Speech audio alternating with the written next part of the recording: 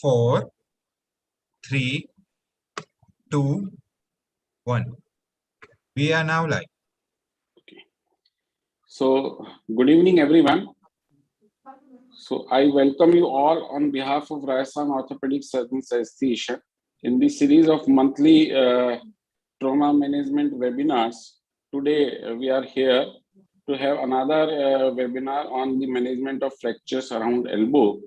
This webinar is organized by Jaipur Orthopaedic Society. We have eminent national international faculty today with Dr. Anand Arya and Dr. Ravi Mittal. And we have our Rosa President, Dr. Arun Vaishya, Dr. Vinay Goyal, President-elect, Dr. Rakesh Bhargava, the President of Jaipur Orthopaedic Society, very senior member, and Dr. Jayant Sen, the Secretary of Rajasthan Orthopaedic Surgeons Association, and very eminent faculty from the state and Jaipur. I welcome you all. To formally inaugurate today's webinar, I would like to invite our Rosa President, Dr. Arun Vaishya. Dr. Arun Vaishya, sir, please. Thank you, Dr. Rahul. First of all, I would like to extend my greetings to all the international, national, and state faculty.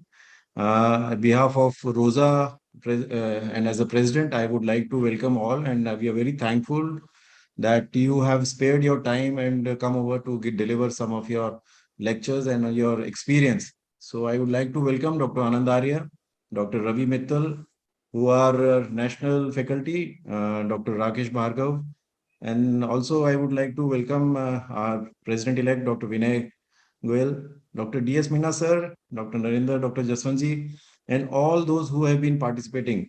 So let's not take much of time, and we should start with our topic on the fractures around elbow. Welcome all of you once again, and hope we have a very good webinar and we have a very happy learning.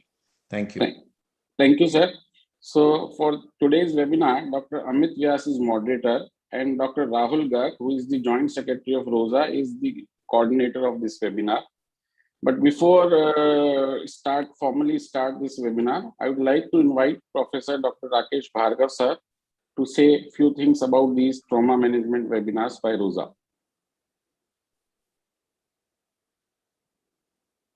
Unmute yourself, sir. Thank you, Rahul. You see, trauma is the bread and butter of the orthopedic surgeon. And no matter what measures have been taken to decrease the incidence of trauma, the trauma seems to be going from one stage to the next. So these webinars, especially these ones which are focusing on trauma, are very important both for the practitioner in the periphery who doesn't have the support of a tertiary or secondary orthopedic center, as well as even people who are in the secondary and tertiary orthopedic centers, to be able to give what is probably the up-to-date and the best treatment modalities present. So with that, I would request everyone to please go ahead. I think it should be a good learning experience for all and for me as well. Thank you, sir. So not taking much of the time, now I would hand over to Dr. Rahul Garg and Dr. Amit Vyas to start with the webinar. First, you have to introduce our faculty, state faculty, national, international faculty, and then start with all the lectures, presentations, and case discussions. So over to you, Dr. Rahul Garg and Dr. Amit Vyas. Thank you so much. Thank you, Dr. Rahul Kotta, sir. Good evening, all. It's a pleasure to see so many eminent people on single platform. Welcome, Dr. Anand Arya, sir, and Dr. Ravi Mittal, sir, our guest, international and national faculty, our President, Rosa, Dr. Arun Vaishya, and Dr. Vinay Goyal, sir, President-elect, and Dr. Bhargava, sir, Professor from a very senior faculty with us, Jaipur Orthopaedic Society President, Dr. Jayant Sen, boss, Secretary, and welcome you all the Dr. Jaswant Singh, Dr. Narendra Saini, sir, Dr. Nirottam, Dr. Meena, sir, and Dr. Rajat Malot. So without taking much of the time, I would request I will shortly, briefly give a layout. Dr. Ravi Mittal and Dr. Anand Arya sir would give their presentation first. So I would like to introduce Dr. Ravi Mittal. Ravi Mittal sir is faculty at AIMS. He is professor of orthopedics. He has joined AIMS right at 1990, and since that time till date he is elevated, and he is a professor. He has done immense work on trauma. He's got innumerable of papers to somewhere around 250 to 300. He has done a lot of fellowships. He's very few of the things, his awards and honors, I'll be able to do it. National Talent Search Examination Scholarship. He has been a scholar since 1982 to 1993. Distinction in pharmacology in his MBBS exams, and listed in Who is Who in the World in 2004, 2005, 6 and 9. Listed in Marcus Who is in Asia, first edition 2007 to 11. Reviewer of Indian Journal of Orthopedics in 2007, 8, 9 and 10. And he's cleared the ALTS provider course in 2010, cleared instructor course in 2010, and he has been instructor of ATLS, reviewer for IJO, CORR, Asian Journal of Sports Medicine. He is an editorial board member of Journal of Foot and Ankle Surgery, Asia Pacific, member of core committee of RNT BCP, and editorial board member of Journal of Krishna Institute of Medical Sciences. So I think I will not take much of the time. And Dr. Ravi sir is going to start. Please, sir, you may start your presentation. Kindly unmute, sir. Thank you, Dr. Garg, for your kind words. Thank you for this invitation.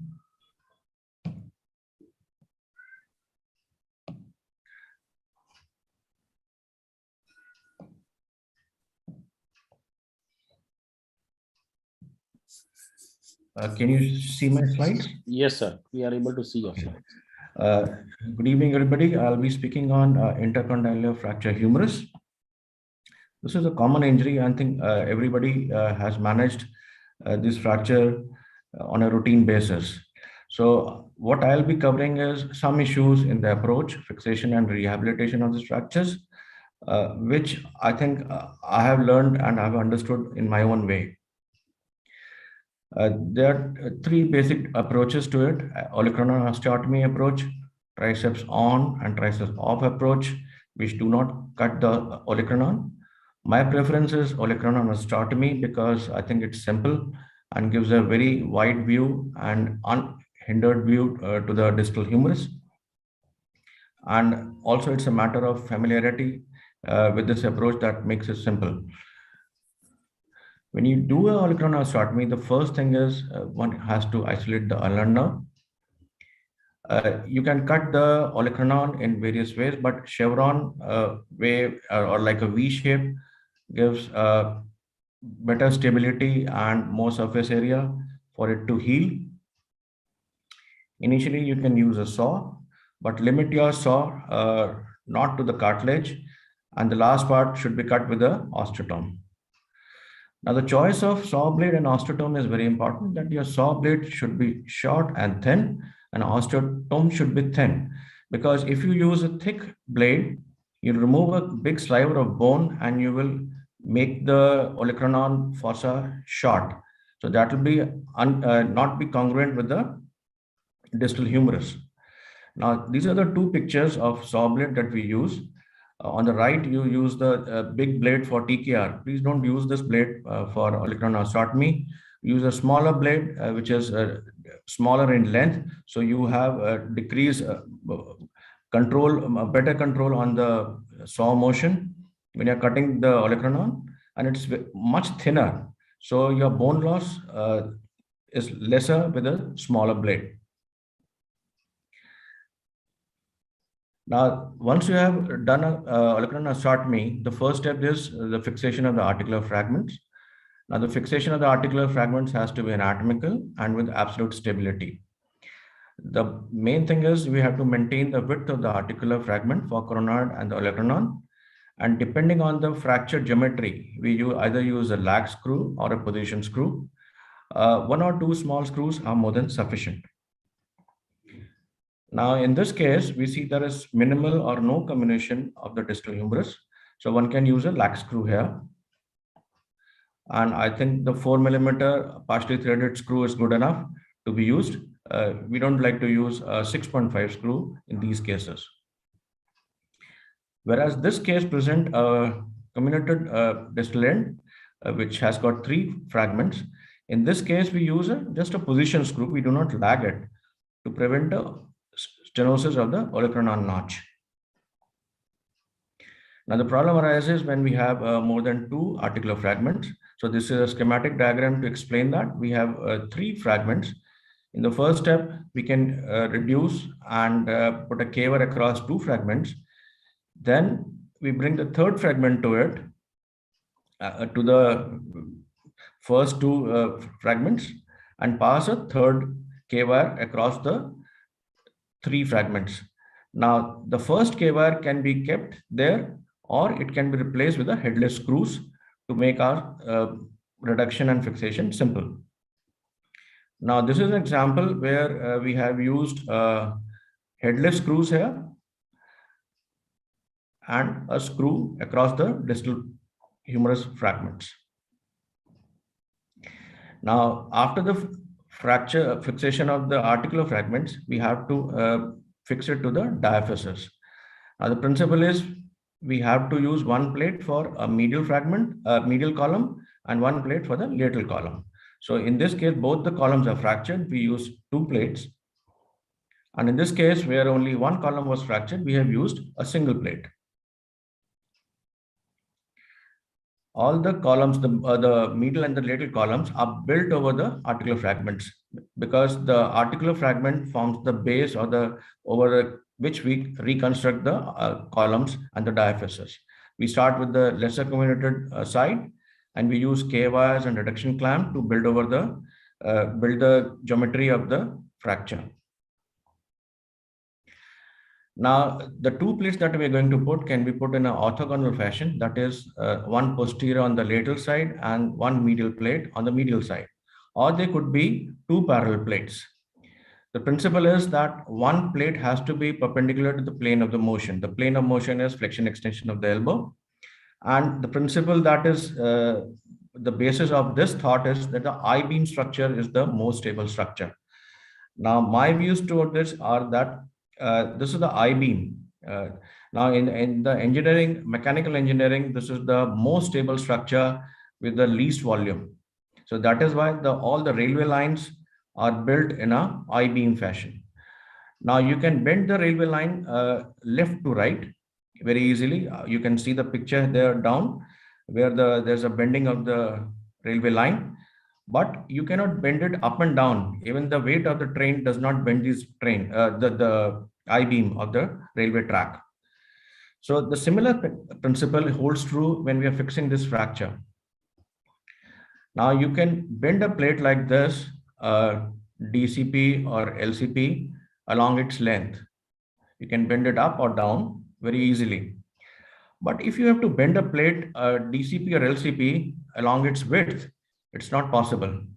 You have to use a recon plate where some material of the plate has been notches are created to make it bend along the width of the plate. In a distal humerus fracture, the intercallar fracture, the non-union site is always the metaphysis. It is never a diaphysis or the articular fragments. So this is the most vulnerable section of the bone which undergoes, and the non-union occurs at this site. So if you put a plate like this on the posterior humerus, it's very easy to bend. It is quite similar to the bending of the plate like this. But when you put a plate like this, it is perpendicular to the arc of motion, and it resists bending like you cannot bend a LCP or DCP in this fashion. So that's the principle of I-beam, and that is why it is recommended that one has to put at least one plate which is perpendicular to the arc of motion of the elbow. The Mayo School, which is advocated where the surgeons like Steenman and Odescol, they work. They have advocated two perpendicular plates, which is perpendicular, two parallel plates on the medial and the lateral side, and it is perpendicular to the plane of motion. Now, when you're putting two parallel plates, you have to do more dissection. There is more blood loss and more chances of myocytic ossificans. One plate is good enough if it is perpendicular to the plane of motion. A word about olecranon fossa. While fixing and reducing this, we should ensure that olecranon fossa is not narrowed. We should not put any implant in it or through it, and do not leave any loose fragment in it. We have to keep it open to receive the olecranon process.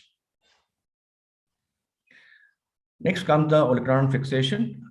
There are many ways. We can use a olecranon plate. We can use a tension band wiring using a lag screw or a K-wire. My preference is K-wire because it's easiest and the cheapest. And when you are working in a public hospital, that's the choice for fixation of the olecranon fracture. Now, when we are using the K-wire, they should not remain in the medullary canal. They should engage the anterior cortex of ulna, and they should not protrude far out from the anterior cortex. And for this purpose, I think the use of image intensifier during the surgery is very important at this stage. Rehab has to be early after the fixation, and it is only possible when you have a stable fixation and good pain control in the early post-op period. We also start with shoulder and hand exercises, and the exercises of the elbow are active and active assisted. To give an example, this was a surgery done in April 2010. Reduction was okay, both on the distal humerus and the osteotomy.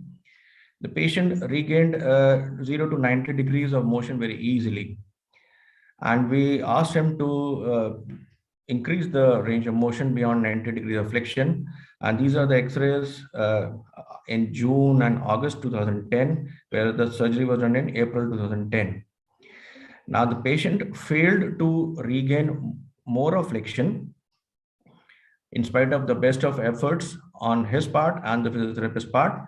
And at the same time, we saw that the olecranon osteotomy was opening up. What we realized is that some new bone formation is taking up anteriorly, and which is hindering the movement of the coronoid process, and it is not allowing the elbow movement fully. And there was hinging at this point, and this part of the osteotomy was opening up. So we just avoided further motion beyond 90 degrees and asked the patient to continue his movement from 0 to 90 degrees. And without any further intervention, if you see the serial X-rays, this osteotomy is healed up.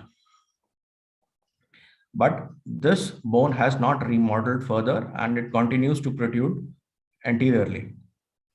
Now, if you take a AP and the lateral view, we see some bone anteriorly, and we also see some bone on the medial side where the ulnar nerve was dissected. So in spite of the best efforts, best fixation and early mobilization, we have some myositis or the ossificans or heterotopic ossification which is going on. To summarize, we should keep it simple, and we should make the things reproducible every time. Please do not change your technique of exposure or fixation every time. It is only the fracture will determine the fixation. The principles and the technique should remain the same. It makes your results better. My approach is trans-olecranon. It's simple, easy, and cheap. For the articular fragments, we use either a lag screw or a position screw, depending on the comminution. For a comminuted fragment, we use a position screw. For a non-comminuted, we use a lag screw. One column fracture will require one plate, and at least one plate has to be perpendicular to the arc of motion. And rehabilitation has to be early, and for that, your fixation should be stable, and there has to be good pain control in the early post-operative period. Thank you very much.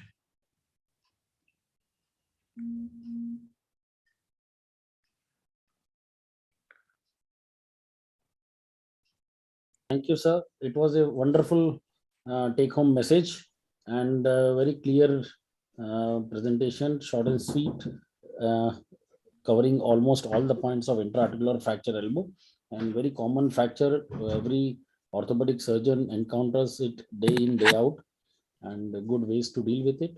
Now, any queries or any questions we have for Ravi Mittal, sir? Sir, may I? Yes, sir. Sir, Ravi Mittal, sir, Yes. sir, is any tip how to give flexion at the distal end? Because we are operating from the posterior side, and every time we see that it is either in neutral or extension. So in first go, how you do it? See, now you have the pre-molded plates for the distal humerus. If you first put the lateral plate and your bone is well aligned to the plate, most of the time you achieve the correct alignment. And also, after putting a K-wire, temporary fixation with the clamps and K-wire, one can check under image intensifier the required forward flexion of the distal fragment. So before final fixation, one can check it. And most of the plates, if we put the lateral plate posteriorly and it is well aligned to the fragments, bone fragments are well aligned to the plate, most of the time you get a correct alignment. Vinay Goel, sir? I have two questions. Yes, sir. When we say early mobilization, then what do we mean by early mobilization? Second day or 1 week or 3 weeks? The early mobilization is mostly hindered by pain and swelling of the patient. Yeah. So obviously, within the first 24 hours, it will be difficult for the patient. Yeah. So you can immobilize in extension. Conventionally, we have been immobilizing in 90 degrees of flexion, and there is no rational or a scientific reason for immobilization in 90 degrees of flexion. I think the reason was that in the olden days, our implant, the locking implants were not available. Our fixation was at times not adequate. So we had to immobilize for a longer time. And we thought that if it has to become stiff, let it become in the functional position. Yeah. So that was the rationale of putting it in 90 degrees of flexion. Otherwise, there is no scientific reason. The scientific reason for immobilization and extension is that when you put an extension, all your muscles are taut anteriorly. So you have decreased volume for blood to collect. Your olecranon process goes into the hollow olecranon fossa. It decreases the space to collect blood collection. And they say the bleeding is also less in this position of the elbow. So your stiffness is less. So by second day, you can start mobilization. By the time patient has recovered from anesthesias and narcotics, it's easy to start after second day if your fixation is stable. And secondly, when you get bone formation anteriorly, like you showed in this case, so what is the next procedure? You remove that bone surgically?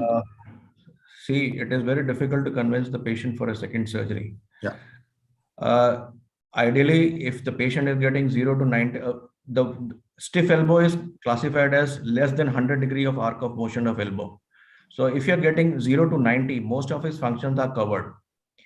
And rarely a patient was asked for increased motion beyond that if you understand the whole pathology.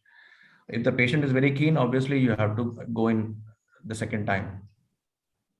No. Can we assure him for more movements if we remove that bone or do some capsulotomy in second attempt? I think in orthopedics, you can't guarantee everything. You can only hope for the best. And obviously, if you go in with the hope of achieving a better result. But nothing can be guaranteed. It can occur the second time also. Should I define this question? Say the similar case with fixation and anterior bone formation with a stiff elbow. So what would be your next approach with those patients? And what kind of results you are expecting? See, if I see a bony reason for decreased motion, I will not advise physiotherapy first, because this is a bony block. Either anteriorly or posteriorly, if there's a bony block, no physiotherapy. And if the patient is happy with this and he can carry out his daily activity at this moment, I will not touch this patient. Only if he has a problem and he asks for increased motion, then I will think about going intervening in this place, in this situation. And if there is without a bony block is there, then my first approach would be physiotherapy, active physiotherapy using turnbuckle splints or something like that. And a lot of patients gain movements of the elbow with splints and physiotherapy. If there is a bony block, you have to remove that bony block. I have seen, sir, Mittal sir, I have seen many cases where there is a stiff elbow, and when you start mobilizing them, and they start the ulnar nerve neuritis. Yes. And there is very common finding which I have seen in one of the X-rays which you showed. Yes. There is a myositis ossificans over the medial epicondyle. Yes. So all these cases, when you start mobilizing, earlier there was no neuritis, but later on they develop ulnar nerve neuritis. Yes. So how you address those cases, and when you keep on doing the exercises, or they develop a classical ulnar nerve palsy? So I'll take a few minutes to answer this question. Presence of myositis mass around the elbow, around the ulnar nerve region, is not the indication to operate. Every myositis will not produce ulnar nerve compression. But if you see clinical signs of ulnar nerve compression and ulnar neuritis, obviously one has to remove that myositis mass and even probably do anterior transposition of ulnar nerve. Most of the stiff elbows, they remain stiff because of ulnar nerve symptoms. And if you just take away the ulnar nerve symptoms, most of these elbows regain motion. Sir, what is the rationale of using Indocap SR or radiotherapy? Do you routinely practice it to prevent myositis? As per the literature, radiotherapy is only indicated to prevent myositis ossificans around the hip joint. It is not indicated as a primary procedure around the elbow. Nowhere it is written. Right. It is our own, say, extrapolation to elbow. It is only for the hip. Right. Regarding Indocap, obviously, it's a pharmacological way of preventing myositis ossificans. I personally do not use in trauma situation. I never use any NSAID for trauma. My only painkillers are paracetamol, tramadol, or maybe something like pregabalin or something like that.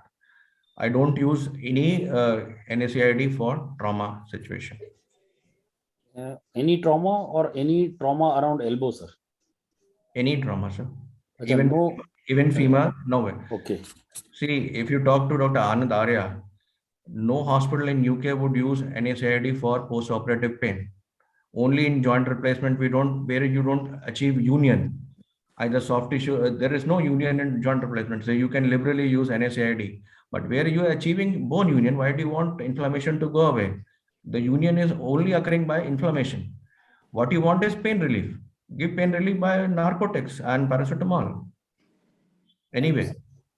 You're right, absolutely right, Ravi. That we don't use the NSAIDs here after the fracture surgery for the obvious reasons. And thanks very much and congratulations for such a wonderful presentation. I would just to make a few comments on that one, because I'm a primary elbow surgeon in the King's College Hospital here, and I do a lot of fracture surgery, joint replacement, arthroscopic surgery. So from the beginning, I think it is absolutely vital in the approach that I always use a posterior approach. I don't compromise on that, because sometimes fracture may look quite benign from the beginning, but once you open it, then you find it is much worse than what you saw radiologically. And if you're using a posterior approach, you always have an option to extend the approach to open the joint from all around. Number two is the olecranon osteotomy. So you already described, I used to fix the olecranon osteotomy with plate earlier, but now I've more or less shifted to the tension band wiring, which I feel, as you say, is a simpler method, quite effective, and it does the work great like a plate there. I think plate is kind of advertised by the companies because they get a lot of money out of it.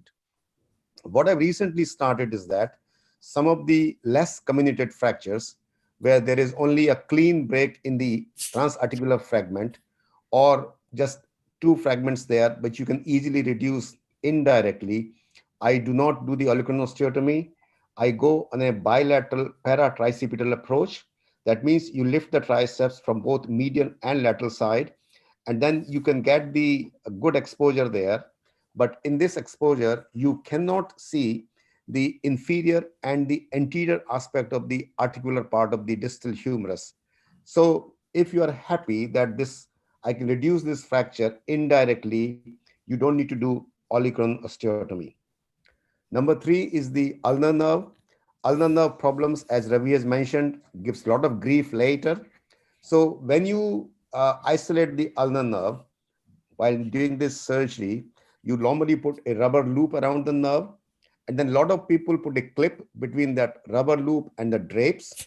So Bernie Morey has told me several times, never do that, because during the surgery, you never know when the elbow is being mobilized, then this rubber loop can get dragged along with the drapes, and you can put a traction on the nerve. So what I do is that I just put a rubber loop around the nerve and keep a tie around it and just keep it under observation. It's a small point, but quite important, that never tag the ulnar nerve with rubber loop to the drapes there. In terms of the fixation, I always do the temporary fixation first. So I put the multiple K wires, 2 millimeter K wires, first in the mediolateral directions from superior to inferior side, from proximal to distally. And then once I've fixed the fracture sort of temporarily, after that, as Ravi has mentioned, that you first assemble the articular segment and after that reconstruct the distal humerus. We standard by standard use the contoured plates, the Acumat plates. We started here. Now many different companies come with that one. And normally you reconstruct the fracture on the plates because these plates are so very, so cleverly designed that you can't go wrong if you put the right plate there. And as you briefly mentioned about the concept of the parallel plating and 90-90 plating. So biomechanically, parallel plating is much stronger, although there might be some issues about that you need a slightly extensive exposure for that. But we always do parallel plating. There's nothing harm in doing the 90-90 plating there. It's just a question of using one technique there. The one important thing is that sometimes you have a lot of comminution in the supracondylar part of the humerus. So it is not always necessary to assemble all the fragments. And sometimes you can excise in a small part of the distal humerus, say so you can shorten the distal humerus. What I mean is that. So you can excise a very comminuted several fragments there and you can shorten the humerus. And you can shorten the humerus 0.5 to 1 centimeter and fix the articular segment with the shaft, and it would not cause any problem at all. The important thing is that to start mobilization, and I don't put any kind of splint or plaster after fixation, because with the fixation, your aim should be no splint, no plaster, get going from the day 2 or day 3. If you are doing a fixation and putting a plaster for 3 weeks, you have the worst of both worlds. So either you don't fix it or you don't immobilize it. The whole idea of the fixation is that you can start immobilizing as soon as possible. And I normally do it within the first week. I don't let physiotherapists touch the elbow unless it is absolutely necessary. And I simply tell the patients to do the active elbow movements. And patients normally, once understand, then do it very well. In terms of you can't do much about the sort of preemptive treatment for the possible HO. You have to treat it if it happens. But HO happens if you have operated multiple times, if you are operating delayed, and if you are using too much time in surgery. So these are 3 or 4 factors which would predispose the HO. But problems do come after distal humeral fractures, and sometimes you have to take the patient back to do an MUA, or sometimes you have to do an arthrolysis, or very rarely you have to do an HO excision there. But there was a wonderful talk, Ravi. Thanks very much. Thank you, sir. Thank you, sir. Thank you for your words. I think we move on to the next talk by Dr. Anand Arya from UK. I'll give a brief intro. Dr. Arya is a consultant orthopedic surgeon at King's Hospital, London, King's College Hospital, London, leading hospital of London, level 1 trauma center, and an academic health science center of UK. He specializes in upper limb trauma problems. He is foremost elbow surgeon in King's College Hospital. He is a fellow of Royal College of Surgeons, UK. He is a London regional representative of British Elbow and Shoulder Society, and is actively involved in several other organizations related to his specialty. He is leading on several clinical research projects, has published widely and regularly speaks on national and international forums. He is accredited appraiser and the audit lead of his department. He is an external examination for flap test in UK. Mr. Arya has worked with Professor P.K. Sethi, sir, on modifying the Jaipur foot and published original articles on Jaipur foot in several international journals, including JBJS. He is the past president of British Indian Orthopaedic Society, UK, organization of more than 400 orthopedic surgeons of Indian origin in UK. Mr. Arya is deeply and actively involved in the activities of Indian Orthopaedic Association and helps the young Indian orthopedic surgeons to get trained in UK. Mr. Arya is also an honorary visiting professor at MG University of Medical Sciences and Technology, Jaipur, and he regularly attends and interacts in scientific meetings of various orthopedic societies of India, including annual meeting of Indian Orthopaedic Association. Welcome, sir, and please start your talk. Thank you, sir. Oh, thanks, Rahul. You have given such a huge sort of introduction. There was no need for it.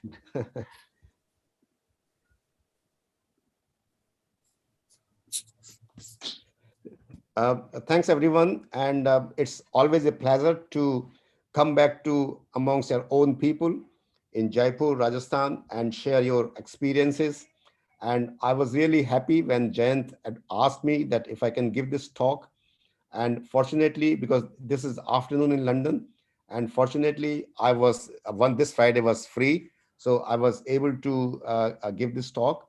I would just tell you my own experiences, and I would learn from your experiences, and we would share like this. So terrible triad injuries, they are quite common but complex injuries to treat, not only because the soft tissue injury component is an important component, which makes the elbow unstable, and the X-rays may look very benign, but actually they may be very serious injuries. The principles of treatment of terrible triad injuries, like every other injury, is these 3. Number 1 is that you have to reduce the joint, and ulnohumeral component of the elbow joint is the primary joint which need to be reduced. And second thing, the joint had to be made stable. Because of the damage to the ligaments, the elbow is usually unstable in this injury. So you need to make sure that after reduction, is the elbow stable? If it's not stable, then you have to do whatever is necessary to make it stable, and then start the early mobilization. As in all elbow injuries, stiffness is the main problem. And if you start early mobilization, the chances of stiffness would be reduced. The correct assessment of the significance and the magnitude of injury is the key to the management. Just a few basic things. What makes the elbow stable? Like every other joint, there are 3 components: bony constants, ligaments, and muscles there. Amongst the bony component, ulnohumeral joint is most important for providing stability to the elbow. It is more congruent as compared to the other components. In terms of the, in terms of the other bony component, radial head normally does not play a very important role in a normal elbow joint, but it becomes an important secondary stabilizer if the medial collateral ligament is damaged. Olecranon obviously has to be there, but in some cases you can excise the olecranon partly, but ideally only 25% of the olecranon can be excised. If it is excised more than that, elbow becomes unstable. The coronoid is necessary for the elbow stability. The Bernie-Morey calls it as the most important piece of real estate in the elbow. The coronoid fractures, depending upon how much coronoid is fractured, the elbow stability is affected. I would come to it later. The coronoid is necessary to register the posterior ulnar translation with both flexor and extension movements there. In terms of the ligaments, the elbow has a very well-defined medial and lateral collateral ligaments. Out of the three parts of the medial collateral ligament, it is the anterior band which is the most important thing. And in the lateral collateral ligament, it is the main which is called lateral ulnar collateral ligament, but in common terms just use called LCL. This is the important part of the lateral ligament complex. So overall, three important and major stabilizers of the elbow are the ulnohumeral joint, anterior bundle of medial collateral ligament, and the lateral ulnar collateral ligament. The terrible triad injuries, that term was coined by Bob Hotchkiss of the HSS New York, and I have worked with him. I've observed him. He's a fantastic surgeon, and he basically coined this term because of the problem associated with the management and the treatment of this condition in the beginning there. And the terrible triad injury is concerned is part of the whole spectrum, from a very subtle injury of soft tissues of lateral collateral ligament to a full house, which includes a fracture of coronoid, dislocation of radial head, and the LCL tear. So all these components may or may not be there. Even if it is not there, that doesn't mean that this is not a terrible triad injury. It can be just a very simple soft tissue injury leading to the instability of the elbow, or it can be associated with the bony injuries.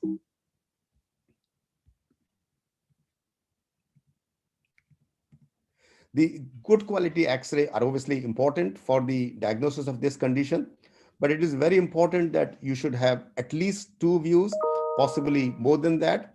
This is a patient I recently saw as a private patient, and this young woman who had elbow injury, elbow looked quite normal to me, and this was her X-ray lateral view, and she could not get a good AP view because of the pain. And the other person who saw her earlier say everything is fine, but she gave me an important history that whenever she move her elbow gets locked sometimes and it becomes very painful, and after some time it gets better by itself. So I immediately got suspicious that something is not right, and I was able to get a CT scan done immediately. And after the CT scan, this is what I found, which you can see here. She have a fracture of the radial head, which is subluxation. She had a fracture of the coronoid, and she had the ulnohumeral joint was subluxed. So basically, it is a full spectrum of the tribal triad injury. So, I would suspect that if you feel that you're not able to make out much from the X-ray, or the X-ray findings and your clinical assessment does not match, then you should not hesitate to get the CT scan for these injuries. MRI scan is not very useful in terrible triad injuries, but what I have sometimes done is to take a traction radiograph in the theater when the patient is taken for surgery, and under anesthesia, you can get a good traction radiographs and you can get a lot of information there. An extension of traction radiograph is the Eua examination under anesthesia, which I normally do in all my elbow injuries when I take them to theater. And if you see the pictures on the left side here, that so this on the extreme left side picture is in the elbow, is in the valgus, and it is next picture in the varus. And you can see when the elbow goes into the valgus, the medial side opens quite a lot. And the same thing is shown in the pictures, in the bottom two pictures on the left side, which is of a different patient. And the three pictures on the right side, you can again see that in the examination and anesthesia, the elbow was just dislocating very easily, which was not possible to see without anesthesia. So if you're taking the patient to theater for surgery, it's always useful to spend few minutes in examining the elbow under anesthesia, which can give you a much better perception of what the other soft tissue injuries are. So in terms of managing these injuries, the principles are very simple, but very clear, that you have to create a stable joint, a congruent joint, and then you need to create the circumstances for early mobilization. And normally for that, you would require a fixation of bony components as well as repair of the ligaments there. Non-operative treatment or conservative treatment has a very limited role, but if you assess that the elbow is stable, fractures are there, but they are in an acceptable position, then you can treat it by non-operative treatment. You can put the elbow in a plaster for a few weeks, but you should try to not to put the plaster for more than 4 to 6 weeks. Otherwise, elbow would get very stiff. And if you feel that elbow is so unstable that it would require splinting or plastering for more than 6 weeks, in that case, it's better to fix it. I would strongly recommend not to take any half-hearted measures. It is very common that sometimes you see the elbow, you think in the theater you can reduce it and just stuck some K-wires there, and then you just believe that that's job done, everything would be fine. It doesn't happen. If you do like that, you have done the worst thing to the patient, that you have taken the patient to surgery and you have not done the proper job. So never do a half-hearted job, just putting 1 or 2 screws there, putting a K-wires there, and putting a plaster there, and just believing that everything would be fine. This is like putting your head into the sand. It would not work. Elbow would get into trouble. It would be stiff, and it would be worse of both the worlds. If you're taking the patient of terrible triad for the surgery, depending on what are the injury component, you need to make sure that everything is there for you. Normally, radial head is fractured. So either it need to be fixed or it need to be replaced. In both these situations, please make sure that you have all the implants and instruments. If you wanted to replace it, you have a radial head replacement sets. If you want to fix it, then you have the screws by which you would like to fix it, or the plate, and always have some suture anchors, because they would often be required for repair of the ligaments. Now, just like in all orthopedic operations, like in the bed, it is very important to decide the position and the approach, because half of the orthopedic surgery success depends on right approach and right position. And you have to spend some time before the surgery to decide what approach I'm going to use, what position I'm going to put the patient in. If you haven't decided that, you would be in trouble. And because the position in the elbow requires some supports, tables, other things. So theater staff need to know what position you're going to put the patient in, and they need to know what gadgets they need there. So tell them beforehand. Every approach has got its own upside and downside, and every approach has got its own use. But decide beforehand which approach you're going to use. If you're not certain that what you're going to do or what you're going to find, then the posterior approach is the safest approach. It's a universal approach. You can access all parts of the joint from it, and you can do olecraноstomy if required. Normally, I prefer the lateral approach for the terrible triad injuries, with the patient supine on the table, supine and the arm on the side table. And in this approach, I start with the lateral side, and you can do most of the work from this side. You fixation of the coronoid process, fixation of the radial head, repair of the ligament. If you need to do a medial side on that one, it is difficult, but you can work on it in the same approach. Ulnar nerve is usually doesn't come into the view unless you go for the medial approach. And this is what I was talking about earlier, that I just put a rubber loop around the ulnar nerve and put a knot there. I never use this rubber loop and put a clip with the drapes there. That may make things difficult.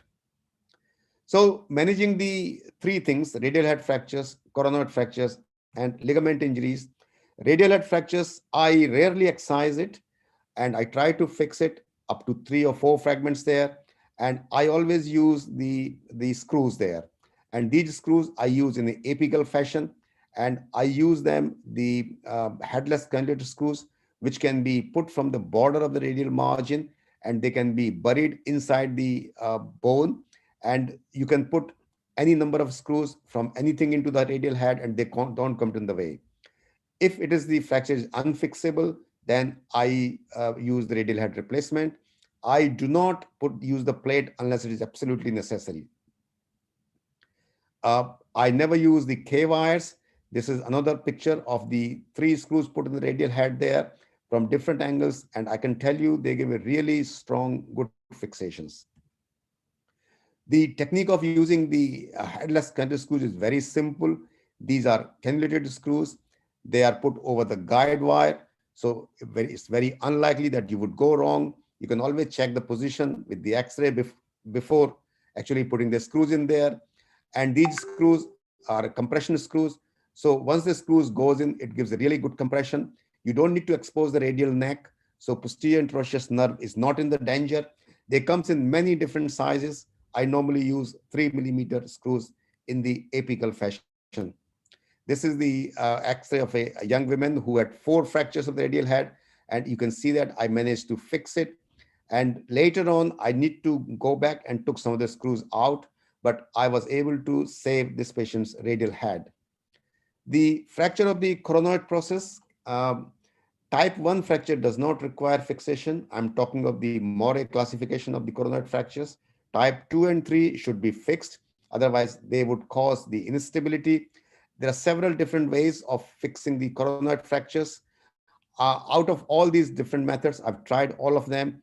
And ultimately, I've settled on this method of fixation, where you pass the suture through 2 tunnels into the proximal olecranon. You can see some shadows here. And these tunnels, you pass the suture there, and they capture the fragment, olecranon fragment, or the brachialis tendon attached to it, and bring it out through the other tunnel there and tie a knot there. And I found it quite strong and a good method of fixing it. I've used the screws, I've used the plate, I used the anchors, and I wasn't happy and successful with that one. You need to repair the lateral collateral ligament. And if it is abulous from the lateral condyle, then either you can put a suture anchor or put a drill hole into the bone. I used to use suture anchor earlier, but now I have switched to the drill holes because I feel that it gives a much secure and much stronger fixation. And also it's much cheaper because you are not using suture anchors. Sometimes there is a mid-substance tear of the ligament. If it happens, then you can use some strong sutures like number 5 Ethibond, or one of the new sutures like the fiber wire or orthocord, and repair it lateral collateral ligament. After that, you should repair the common extensor origin, which is also commonly avulsed or separated for approach. Once you have repaired all the lateral side, then normally in 90% of cases, even if the medial collateral ligament is ruptured, you don't need to repair it because the elbow is quite stable. In the end, you do a capsular and facial repair and good skin closure. It is always useful to wash the joint after any time during surgery. You would often find the pieces of the cartilage or clots, which, if not removed, can give rise to arthropibrosis or stiffness of the joint. When you repair the lateral collateral ligament, keep the elbow in 70 degrees of flexion because that is the isometric position for the lateral collateral ligament. MCL, as I mentioned earlier, usually does not require repair, but you need to examine the elbow after repair of the LCL and see if the elbow is unstable. If it's unstable, you have 2 options. Either you go on the medial side and repair the medial collateral ligament, or the other option is that you put an external fixator. This is an articulated external fixator. That means this joint in the elbow can be moved. So while you put the fixator, initially you put the rod to fix it. After 2 or 3 weeks, you remove the rod. And with the fixator on, you let the patient move the elbow. So while the fixator is keeping the elbow joint congruent in a good position, the movement has started. Because I'm telling it repeatedly, the most important thing in any elbow surgery is to get early mobilization. Whatever you do, whichever method you use, you should be able to get the elbow moving as soon as possible. If you don't do that and elbow becomes stiff, you may have done a beautiful fixation, but it's useless. Sometimes while operating by lateral approach, you would see this picture that elbow looks slightly diastased here, but don't worry about it.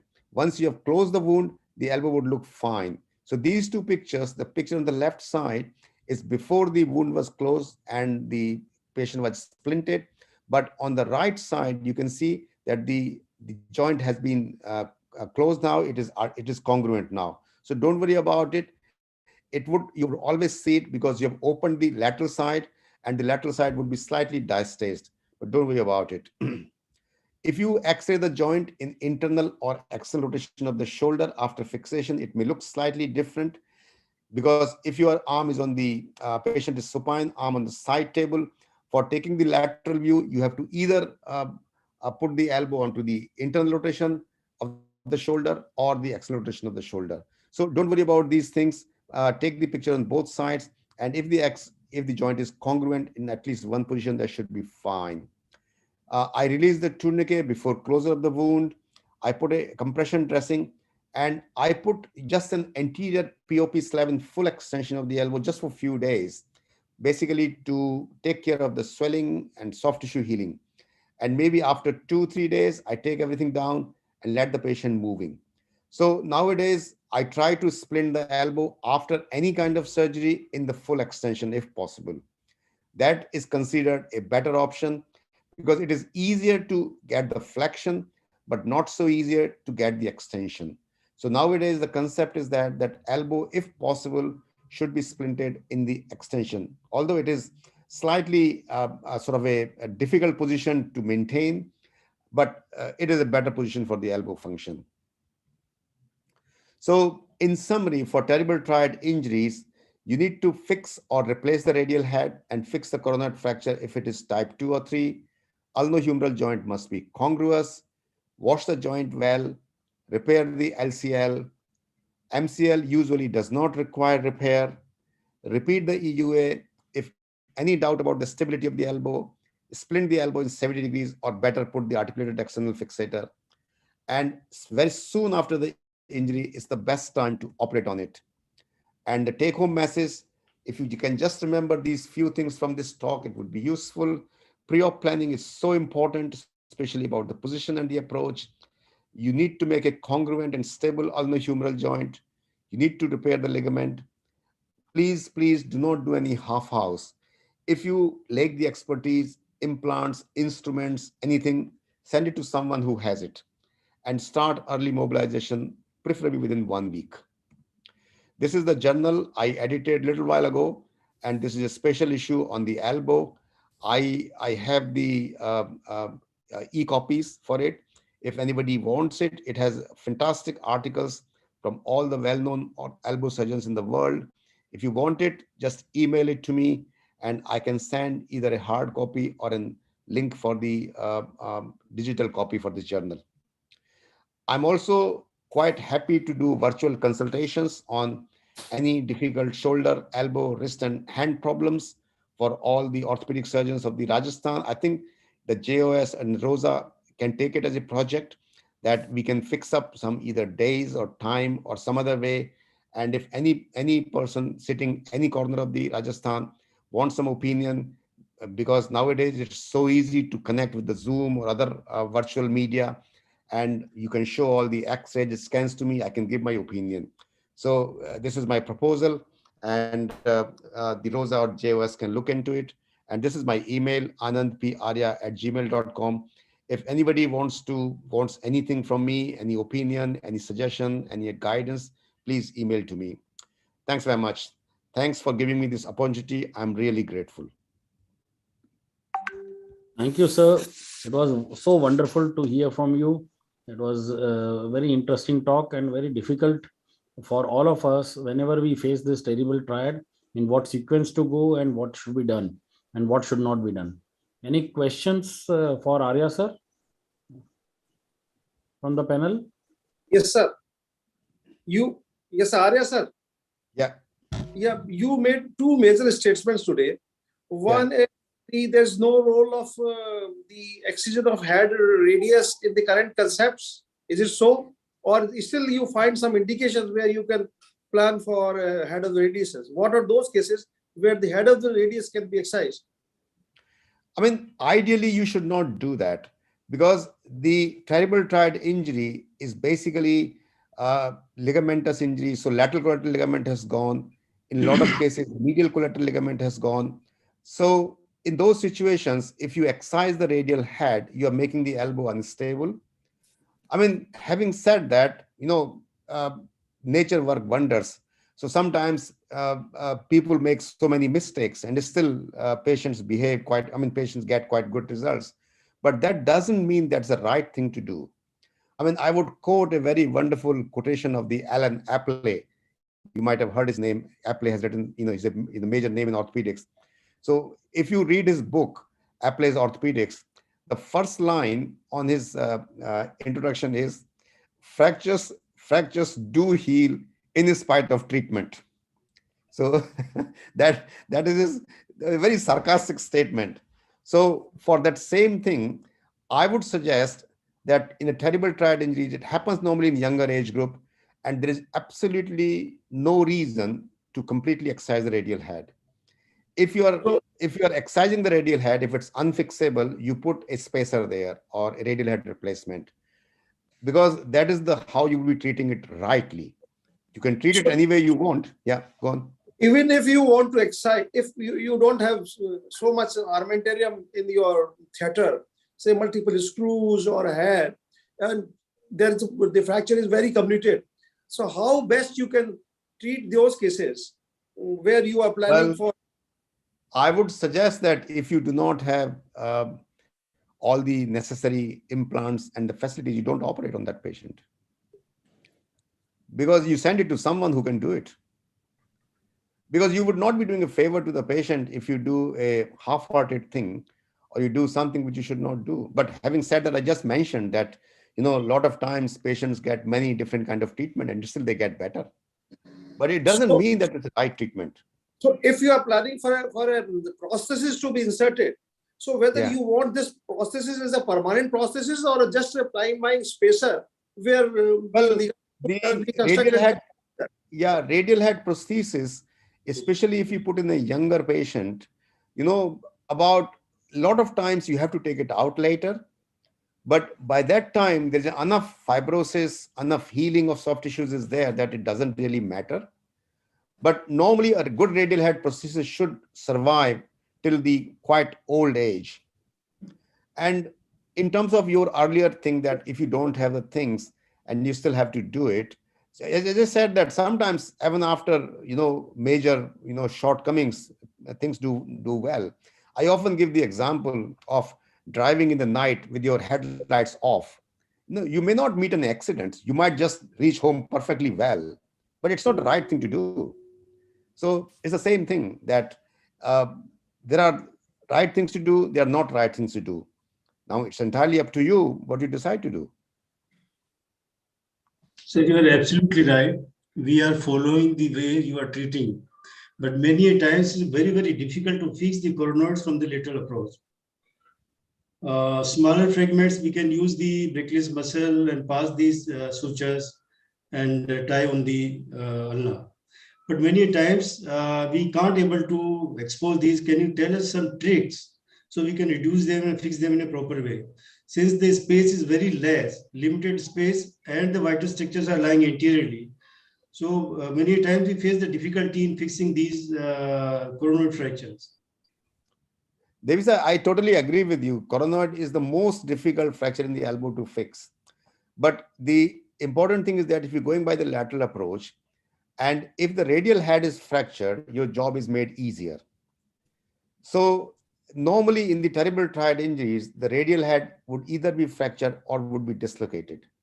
So what you do is that before doing anything to the radial head, you put the suture to the coronoid. So put a retractor over the radial head and push the radial head down. So in that way, you take the radial head out of the way. Then you would have a much better view of the coronoid. And then make 2 drill holes using a 2.5 millimeter drill bit from posterior to anterior. So use the drill hole in such a way that you use it from there, from the dorsal side, and aim it towards the coronoid on that side. And make these 2 parallel drill holes. And then use any kind of, straight needle and otherwise just a thick suture there, and take it out through inside there on the anterior side there. And the most difficult part is to take a bite into the tendon. So normally when you put this suture, you take the bite not through the bone, but just proximal to the bone into the tendon of the brachialis, which is attached to the coronoid. So you take the bite into the brachialis tendon and then pass a suture, small suture passer through the other tunnel and capture that suture and bring it out. And once you have captured the coronoid or the brachialis insertion, don't tie it, just leave it there. And then you do your fixation of the radial head or replacement of radial head. And once you have done that, then you tie this suture there. But the important thing is that for coronoid, you need to take the radial head out of the way. Then only you can get access to it. Now, suppose you are in a situation that radial head is intact and you don't want to do, or you should not do anything with the radial head. In that case, the only other option is to go from the medial side. Use the Bob Hotchkiss over the top approach on the medial side. It's slightly uncommon approach, but you can do it, expose the coronoid from this side, and then you can have a good exposure of the coronoid. So these are the 2 tricks I can tell you. Sir, what is the average range of motion you have got in the long-term follow-up in your cases of terrible triad? It varies. It varies hugely. I have the patients who have full range of movement. I have the patient who have stiffness there. So I don't have any firm data about it because every terrible triad is different. Because it depends that how many components of terrible triad injuries are there. So I frankly speaking don't have any data about it, but you can expect a reasonably good result if you have followed all these principles correctly. Sir, any reasons you find that stiffness occurs more in some patients and less in some? Only based on injury severity? In general, in the elbow surgery, what I know about is that the few factors which are important for causing stiffness. Number one is that, if you leave the head injury or other things there, which causes stiffness or HO everywhere, then besides those things, number one is the delayed surgery. Number 2 is the repeat surgery. And number 3 is the extensive surgery. So these are the 3 factors which are common to all elbow surgeries. So if you or in a soft tissue dissection, if you are careful about soft tissue dissection, because problem is that even in our hospital also, everyone present those X-rays on the, I've done this fixation yesterday, look at this X-ray there, beautiful fixations. Now, nobody knows if you have made any mess of the soft tissues there or not. You might have spent 4 hours in getting a beautiful X-ray, so you can show it tomorrow in the meeting that, I've done a beautiful fixation, all the screws are right, all the plate is right. But nobody knows that you have spent 4 hours in doing a job which should be done in 1.5 hours. That is the thing that would be shown later on with the stiffness and the HO. So I think these are the 4 points which are important in any kind of elbow surgery, which would reduce the chances. You can never say that in this case, HO would never happen because there's a lot of other unknown factors are there. But I think if you remember these 4 factors, then the chances of the HO would be less. Can I add something? Yes, sir. Can I add something? Yes, sir. Yes, please go ahead. Whenever we are operating on elbow, I think besides all what Dr. Arya has said, I agree to it. But thing is, one should always deflate the tourniquet before closure, attain good hemostasis, and attain a situation where you don't require to put a drain. You wait, you spend about 10 to 15 minutes catching hold of all the bleeders, and have a bloodless field after the release of tourniquet, I think that will also decrease the incidence of HO and give better results. As a matter of routine, I absolutely agree with you, Ravi, because I mentioned in my last every slide, surgery when we are using a tourniquet. I mentioned in my last slide that release the tourniquet before closure. That's what I always do. And the other thing, I mean, in terms of the drain, I have recently started using it. I'd never used the drain in the elbow surgery before, but I observed few people. I observed this Bob Hodgkiss in the HSS New York and the other people in the Mayo Clinic. And then some of them are using the drains.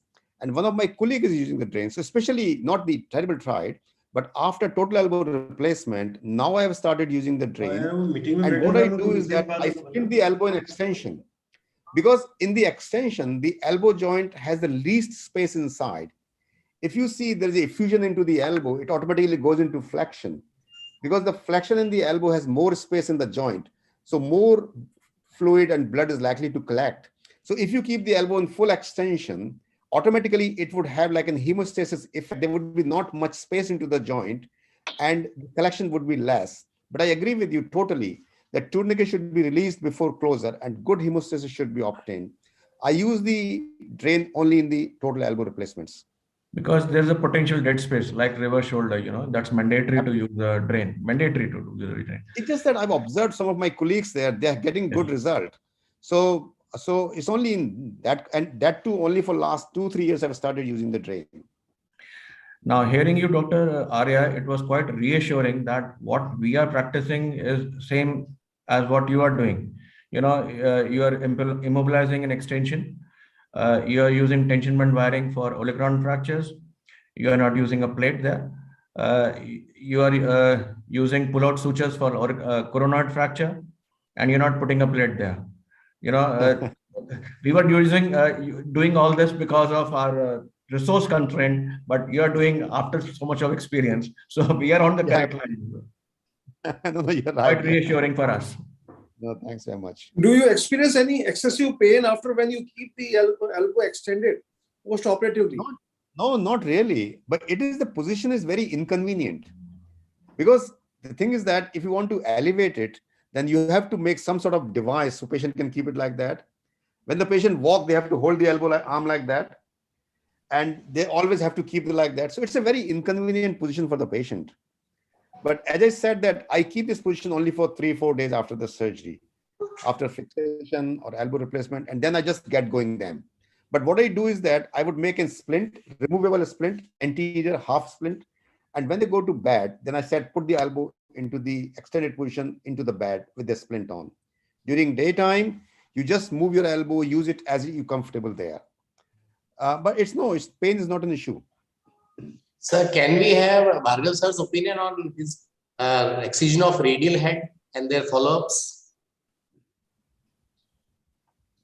You see, I have worked at primitive times. In those days, any radial head fracture, we used to excise it. The only limitation was that the patient should have his mature age, the adult, he should be of the adult age. Otherwise, there was the risk, as Dr. Sethi used to say, of proximal migration of the radius. But all the literature now says that radial head should not be excised. And if the implants are available, and we already have at least these headless screws and the Herbert screws available, which can be used for radial head fixation, I see no reason why we should not try to fix it. Or if you have to replace it, you can even replace it. The implant is not a very difficult implant to put in, because there are cementless radial head prostheses also available, which are Teflon prostheses, and these are the ones probably that they use as a temporary spacer.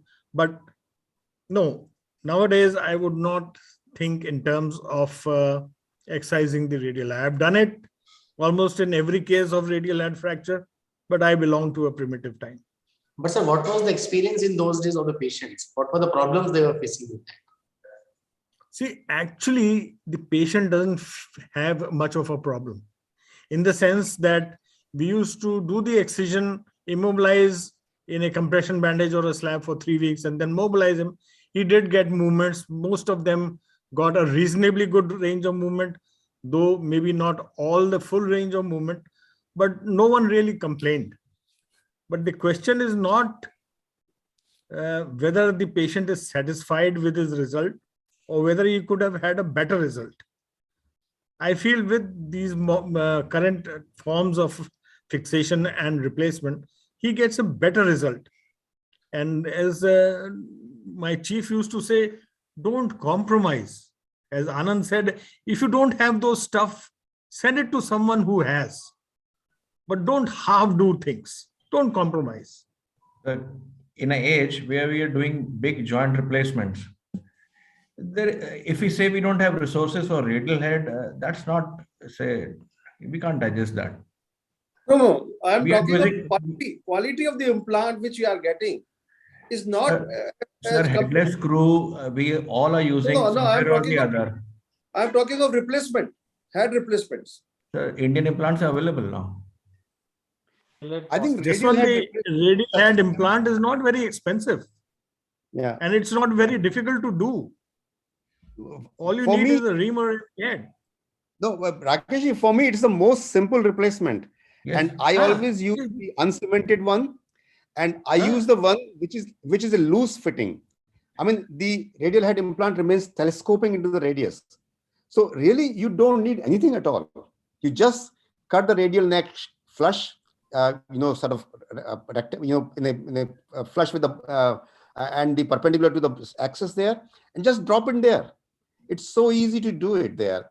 And I use the implant which is called Evolve, which is the Wright's Medical, and which remains loose, which keeps on telescoping, because this is one principle of radial head replacement, that rather than making a rigid fixed implant, you keep it loose, telescoping. So it keeps on changing its position depending upon the elbow position. And it's so simple to do. And Indian implants are quite good, I suppose, and they should not be that expensive. No, they are not so good. Narendra, I did a lot of Dr. Bakshi's elbow replacements also. Sloppy hinge. Yeah. And in those sloppy hinge replacements, I used to excise the radial head to put in the prosthesis, and just do without the radial head.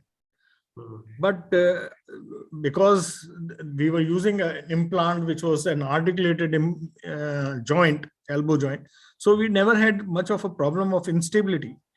But if I was to do elbow replacement now, I think I would also replace the radial head and not just excise it and throw it away in a total elbow joint replacement.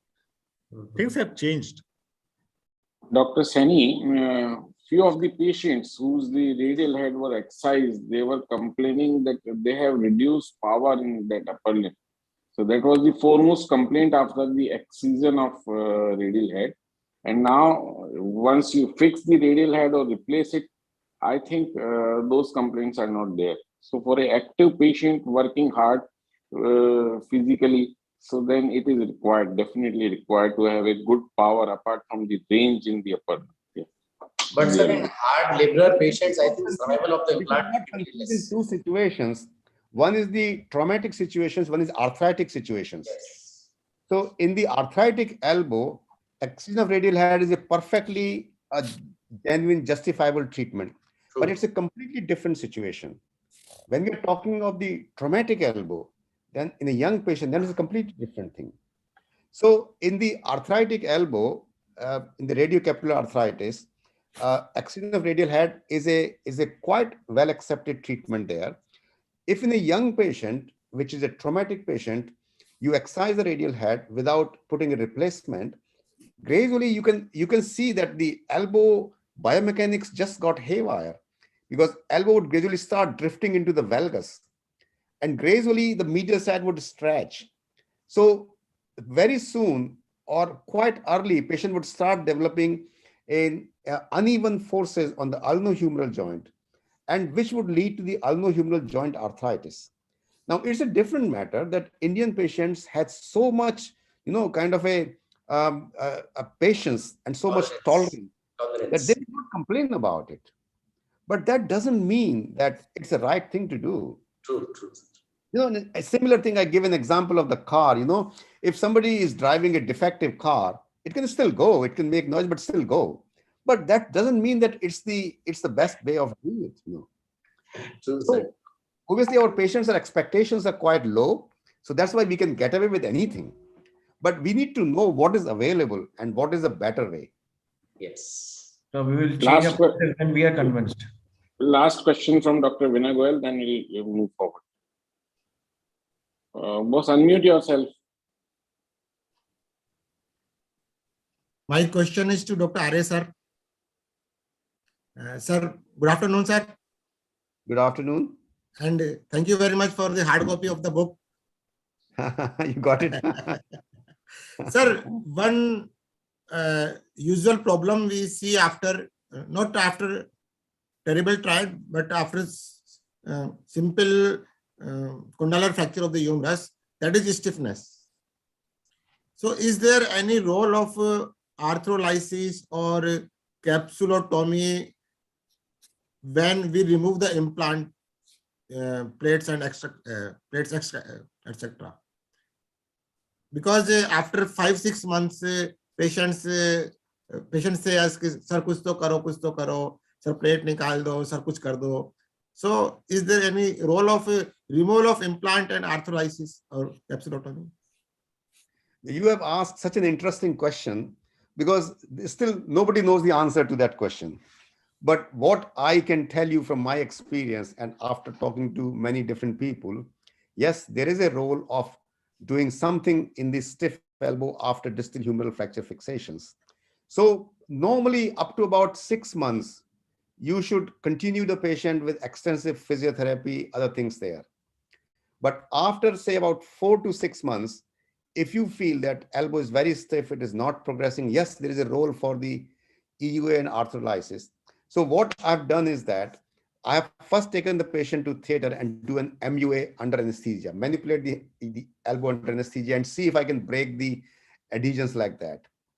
And then if at the same time, if you feel the fracture has healed, then you can take the implant out.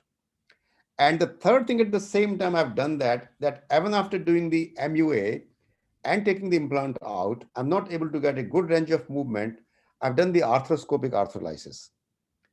Now, nothing, you can never guarantee that even after doing all these things, your result would be successful. But these are the different things you can do.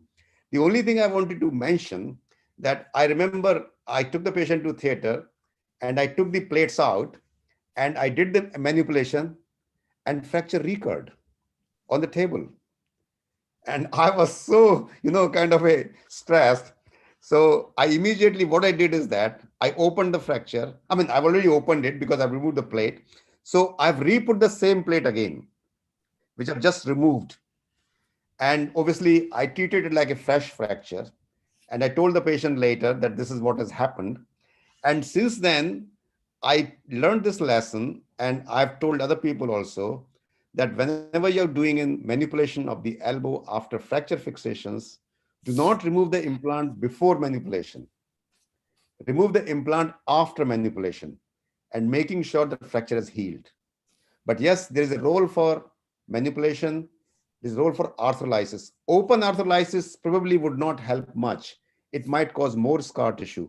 But I do a lot of arthroscopic elbow surgery, and I'm quite confident that I can do a good job by arthroscopic arthrolysis. Thank you. Thank you, sir. Don't you think it's important to establish a cause and effect relationship that this implant is blocking the movement? If the implant is not blocking the movement, then why should we remove the implant? You're right, absolutely right. The only reason I removed the implant is that because the patient was on table under anesthesia and I've done some procedure, fracture has healed. So that's why I removed the implant. But you're right. There's absolutely no reason to remove the implant compulsorily. Yeah. Thank you, sir. Thank you so much. Dr. Amit, I think you should take on from here and start with case presentation. Thank you, sir. So we will start the case discussion. So first of all, I would invite Dr. Ajit Malot. He is our pediatric orthopedic surgeon from Jaipur. He owns his hospital, Malot Hospital, and also he works in Surya Hospital. So Dr. Rajat, you please share your screen and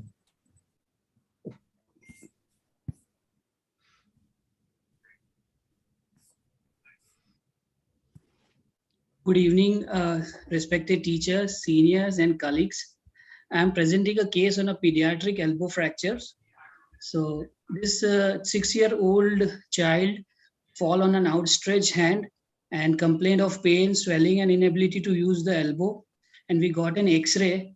And this is the picture which can, because of the pain, we can't get a true AP and lateral view. So this is the X-ray, and just a few moments, we'll pause here just to make the diagnosis. As what is this? What is the diagnosis? So I rarely use straight away CT scan or any other modality. If we just read our X-rays carefully, most of the time we are able to make our diagnosis. So what is the diagnosis? Is it a supracondylar fracture or it's a medial condyle fracture? And somebody, one of my junior told me that it's an elbow dislocation as well. The basic thing is that if we see this X-ray very carefully, and if we make out the fracture line, and if we gradually draw it, we know that it is not a medial condyle fracture, neither it's an elbow dislocation. As you can see that the 3-point relationship of the elbow is very well maintained. Although in some other views, it might look that the elbow is dislocated, but in fact, it is a supracondylar fractures. But it is not a very common supracondylar fractures, although the joint symmetry is maintained. But here, if we see that it is not a common, it is a fracture line is very oblique here. Oblique means that the fracture line has an angle of more than 10 degrees. Now, the standard classification of Gartland, he classified the supracondylar fractures into extension and flexion type, and they were further classified into type 1, 2, 3. But however, they didn't mention about any type of fracture patterns and its importance in the fixation or the prognosis. So there was a very beautiful paper published in JPO 2008. They have described the patterns of pediatric supracondylar humerus fractures and what is their role and how can they affect the further treatment. This is a classical conventional supracondylar fractures, which is the fracture line is more or less transverse in most of the cases. However, there are different patterns of supracondylar fractures. One is a classical transverse fractures. The other two are a medial and a lateral oblique fractures. And the third one is a high supracondylar fractures. And they all have a different individual problems and a prognostic values.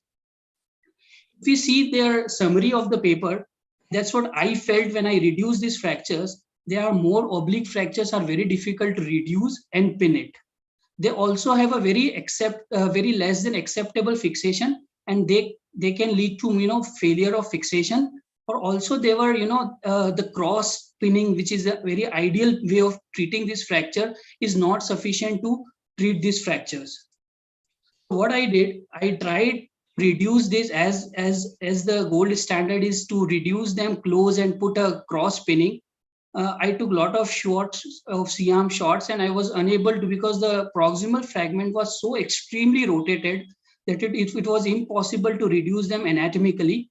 So finally I had to open it through a medial approach. Carefully I dissected the ulnar nerve and put almost 3 K wires to stabilize those medial oblique fractures to get a very good stable anatomical reduction.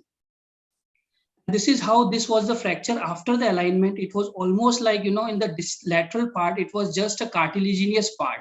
The whole of the medial bone was the only part where you can put a K wires to hold this fracture. So these are called as very medial oblique supracondylar fractures. And the main thing which I learned in this fracture is to, if you are really unable to reduce them, don't be hesitant to open it.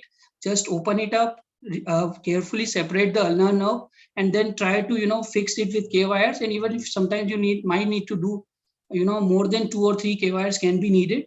And the lateral K wire is just to supplement the fixation. This was the lateral X-ray which I got. And this is a 3 months old injury. If you see the child, as you can see, he has a little bit of hyperextension. It was not because of the fracture on both the sides. And without any, sort of active physiotherapy involvement, the child usually get a good range of motion. So this is almost like a 10-20 degree of flexion is left, but the child has no signs of myositis, no other complaints, and he can get a good range of motion. The only take-home message of this case is that no need to jump for any kind of fancy CT or MRI. We just need to put 5 minutes to read those X-ray very carefully. Although the close reduction and cross pinning is a standard treatment, but sometimes fracture patterns can alter your pin placement. Although there is a fear of ulnar nerve, it should not be like that. We should avoid putting wires through the medial side. Sometimes in a medial oblique fractures, the only wires which works are from the medial side. And if you are really unable to reduce them closely, don't hesitate to open it up. And the approach usually decides which part of fractures are you dealing with. Either it's a medial oblique or a lateral oblique fracture. And since it was a medial oblique, I opened it from the medial side. Thank you so much.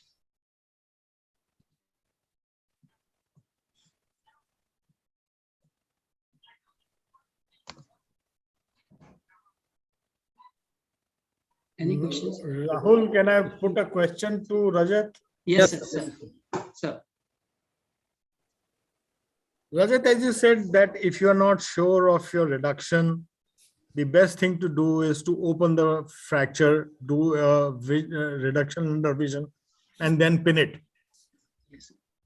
I have seen in few of my cases in which I did a reduction under vision and put in K wires. The check X-ray was a very good, excellent looking X-ray with the position fragment absolutely in position. And yet the patient, after the fracture united, had a decrease in the carrying angle. As compared to the normal side, the carrying angle was definitely reduced. Even in this patient of yours, there is a decrease in the carrying angle. Why do you think that happens? When you have reduced the fracture, it's almost an end-to-end reduction, and your fixation is good, your wires are in place, they have not moved, and yet there is a decrease in carrying angle.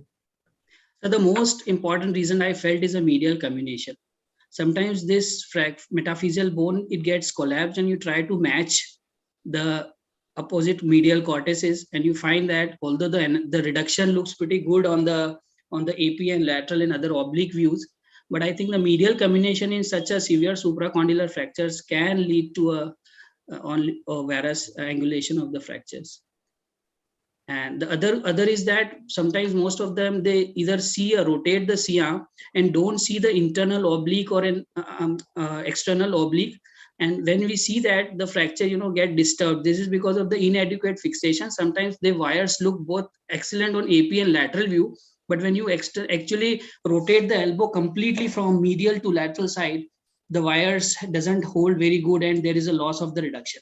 So the basic point is that before you close the surgery, I think we should move the elbow completely from AP to lateral to the medial oblique to the lateral oblique. And if in all cases your reduction is perfectly fine, then I think there should not be any problem of a varus union, except if the medial comminution is too much. Anyone has any other opinion?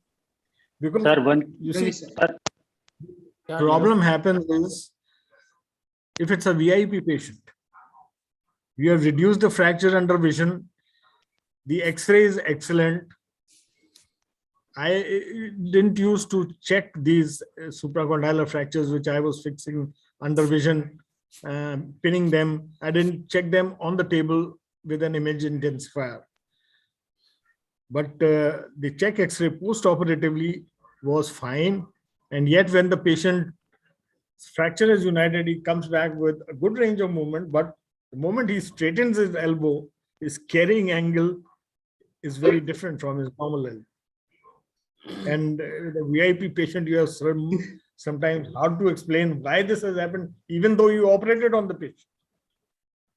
Yes, I think it's better to have a view of senior faculty, sir. Ravi sir. Ravi, I think Ravi wanted to say something. Nirottam, you wanted to say something? Yeah, I think Nirottam has a point there. Is Ravi? Anand or Ravi want to say something?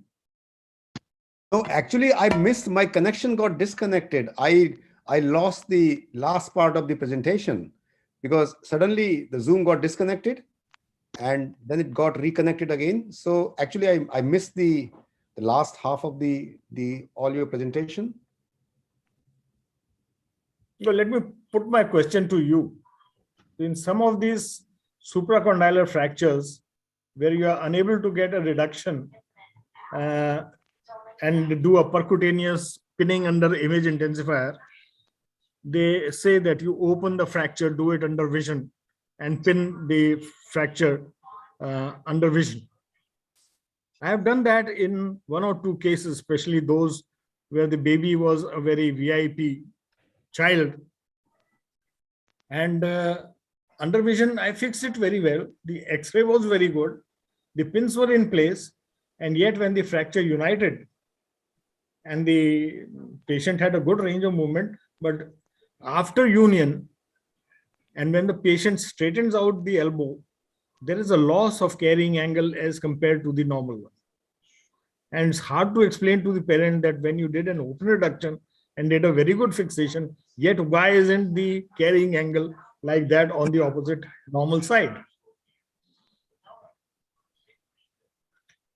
I can only imagine that must be an injury much serious than simply supracondylar fractures, and it might be a type 5 epiphyseal injury there, which is not possible to identify easily from the X-rays. And because of the type 5 epiphyseal injury, the epiphysis on the medial side closed sooner than the lateral side, and that's why the elbow got into slight varus than the normal, and carrying angle might have been. But then, sir, it should progress with time. If it's an epiphyseal injury, most of the time we have seen that the cubitus varus is more or less a constant of 10 degree or 15 degree, doesn't progresses too much. And if it's a type 5 epiphyseal injury, this happens as soon as the fracture, you notice it as soon as the fracture is united after 3 or 4 weeks. So it's not an epiphyseal problem, because the epiphyseal injury would present much later due to a premature fusion. I was just thinking that might be one reason, but otherwise it's difficult to, unless you see some imaging there, pre-op, post-op, intra-op. Without that, it's really difficult to say. Rajat presented this case, and in his case also, if you see the post-op picture, the image, the photograph of the patient, there is a decrease in the carrying angle. Sir, I have already, the paper has clearly mentioned that the injury has a very severe medial comminution, which is not very much appreciable while reducing it. It's a metaphyseal bone which gets crushed, and we actually try to reduce anatomically by matching the cortexes. And invariably, that is the only reason that this paper have mentioned that they have a loss of reduction. Okay. Yeah, that's Rajat, probably that's the right cause. Yeah, right cause of this. Fair enough. Yes, Jayant, you want to say something? Yeah.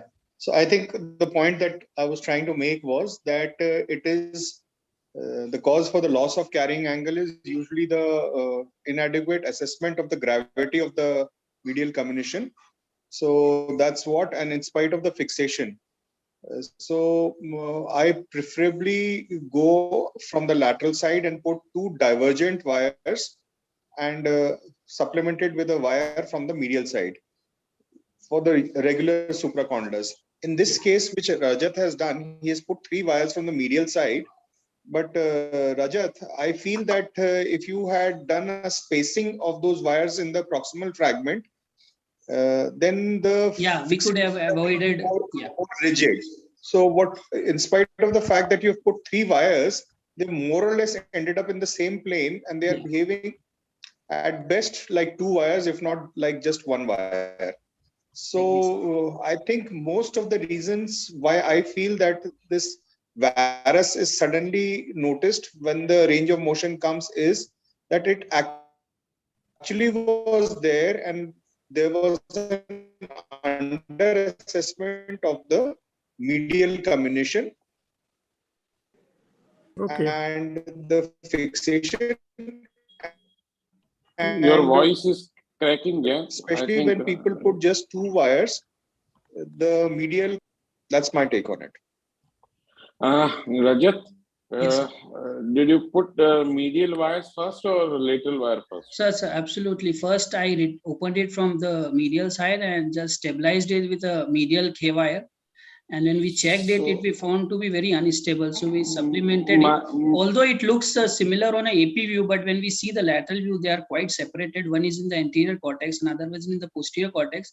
Although the sir said rightly that we have to put a 2 medial divergent K wires. Although at that time I was unable to, put a lot of effort. Although more than 100 radiation was already done to reduce it closely, but the proximal fragment was so much rotated that the lateral view of distal humerus was matching with the AP view of the forearm. So it was so confusing, but that's why medial oblique fractures are not very common. And in case if you really encounter it, I think it's better to, open it and reduce under vision. My point is, even in the simple fractures, you should fix from the lateral side first, because most of the time the medial comminution is there in the supracondyle fractures. And you fix on the medial side first, so there is over compression towards the medial side, and you just using lateral wire just to hold the your fixation. So first fix from the lateral side. In this case also, if you want to hold the reduction from the medial side, just put first K wire from the medial side, then fix from the lateral side, and then put another K wire on the medial side.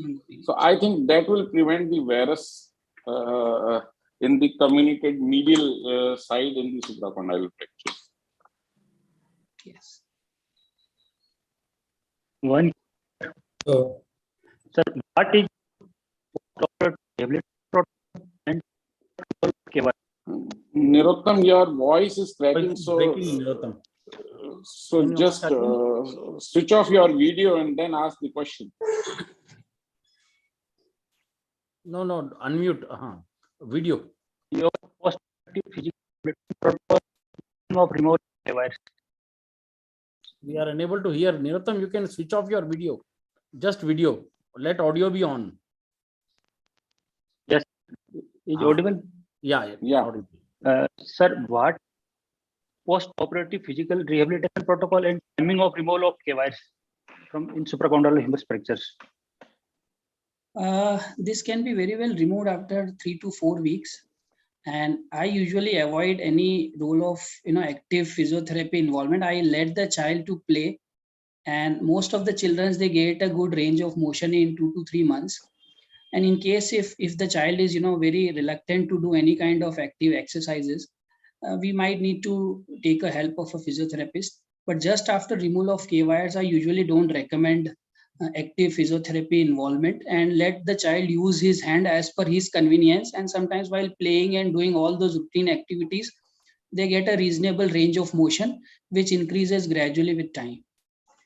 So this is what I think. Correct.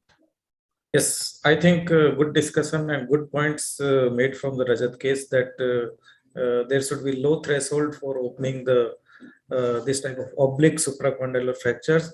And as discussed, that active movements are preferable in elbow rehabilitation. Physiotherapy, it should be done by patient himself only. Good.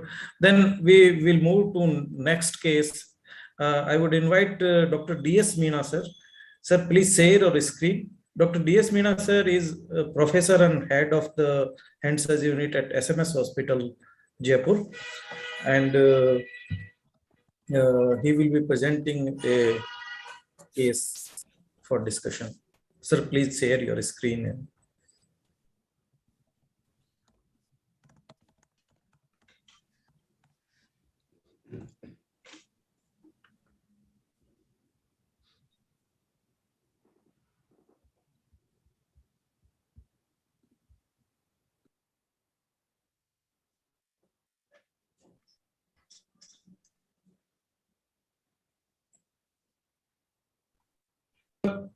Sir, can you make it a slide show.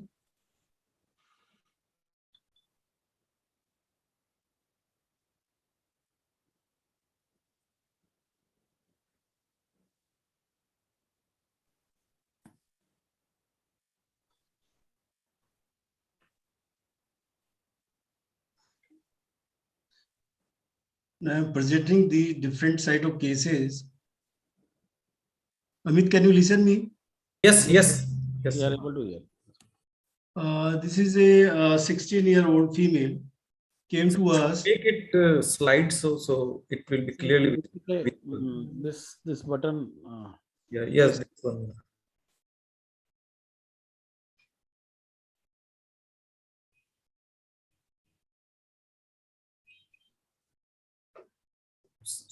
I can't. At bottom you can. Bottom में right side वाला.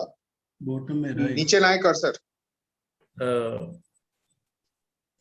Sir आपका cursor नीचे लाएं. ये नीचे 3 icons बने हुए हैं राइट साइड में. उसमें से राइट वाला icon. Where it is written 39%. Just 5 o'clock position, sir.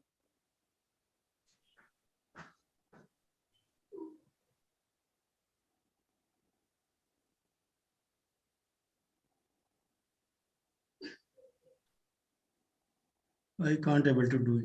Sir, you can increase the size by making it maybe 70%, making the cursor move right. So that will also do the job. Sir, yeah, bring your cursor at 5 o'clock position, please. Yeah. Towards 5 o'clock of the screen.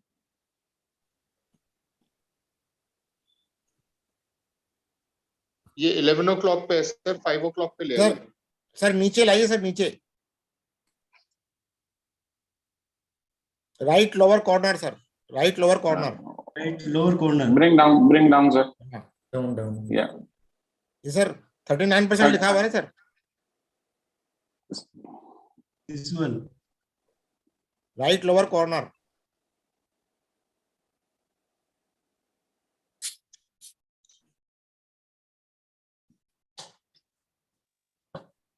Okay, sir. 11 o'clock position पे there is written slideshow. You just click on that.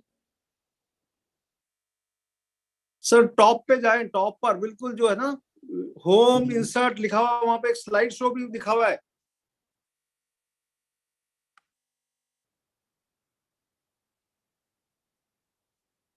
I can't see here.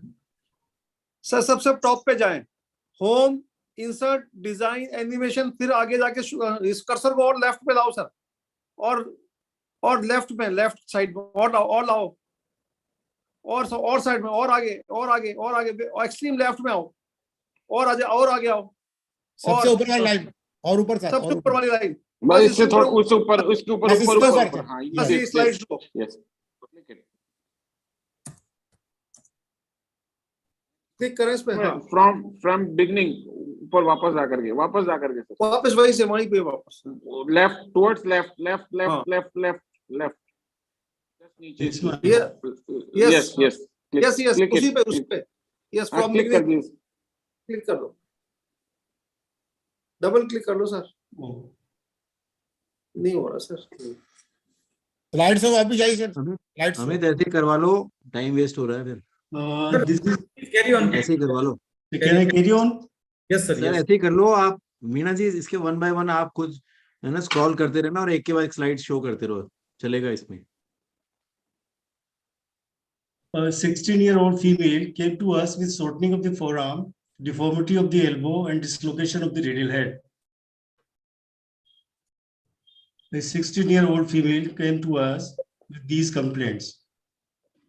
And this is her X-ray. You can see the deformity and the... X-ray के ऊपर click कर दीजिए.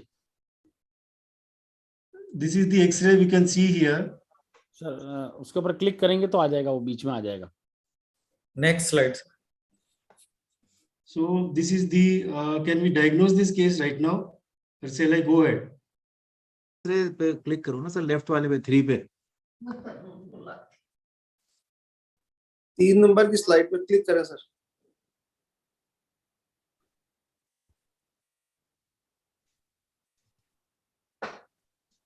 If Amit, if you can take the control of sir's screen. Amit, Doctor. Sir, I don't know how to take control.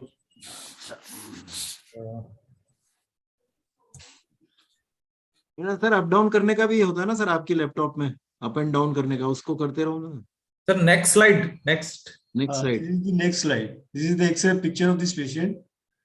Right now, we can diagnose her. So no sir, we are not able to see it. दिख नहीं रही ना sir, वो slide नहीं आ रही है.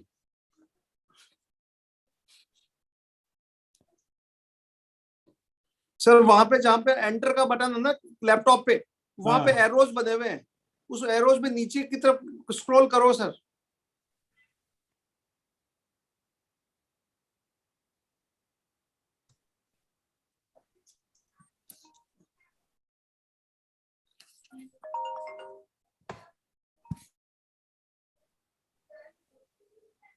Sir left side में सारी स्लाइडें देख रहे थे सर आप?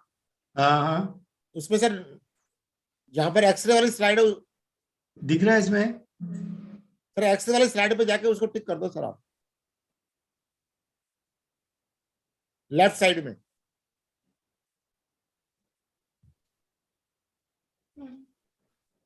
आपका कर्सर नहीं आया ना सर? कर्सर कहाँ है? कर्सर वहां पे लेके और एंटर कर दो सर. स्लाइड में शेयर नहीं हो रहा है ये वाला. Mehak, are you there? Mehak from OrthoTV.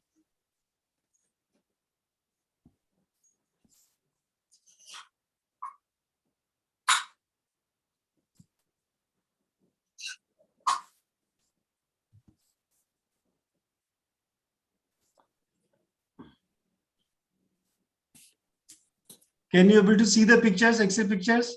No sir, no.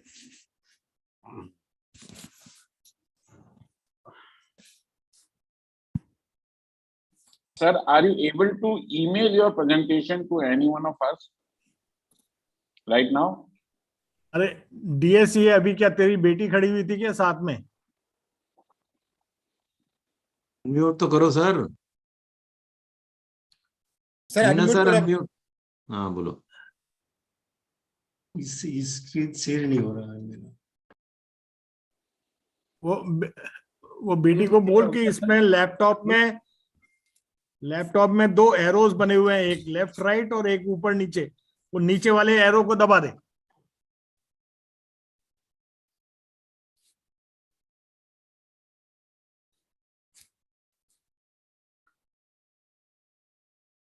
I think. Can we do like this, that we'll see first another case and then come to? Yeah. Please, sir को request करें to stop share and he can scroll and get used to it, and then till that time, next presenter can have his case.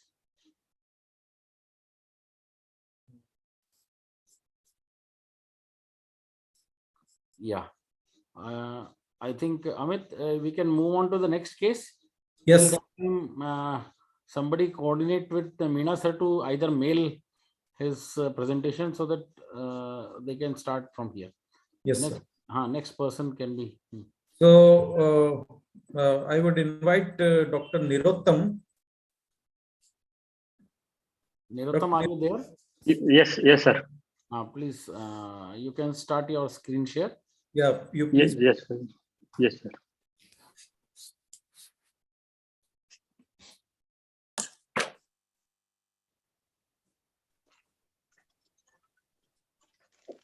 Is visible, sir? Yes, you are visible. You can take it on slideshow or.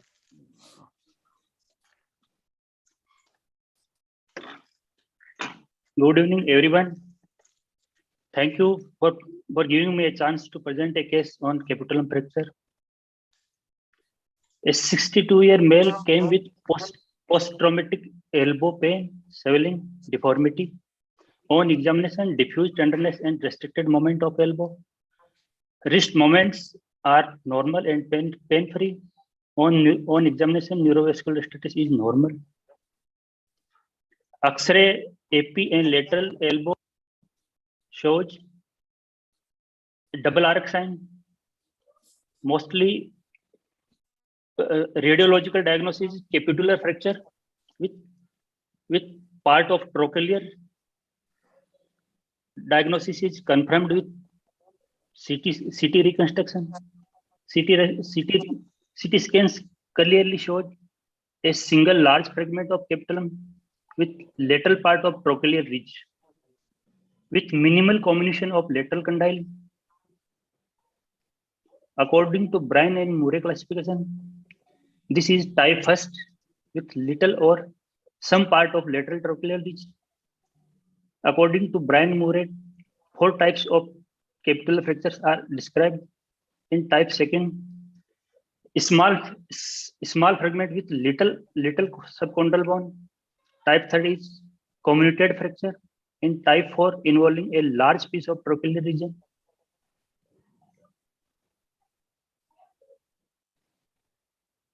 Anatomical stable fixation is done using anterolateral approach to elbow.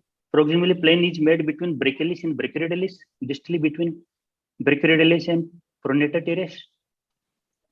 Intraoperative X-ray shows good anatomical fixation with 2 headless Herbert screws. Post-operative X-ray shows good anatomic fixation. At 1 year follow-up, fully consolidation of fracture fragment in both AP and lateral views.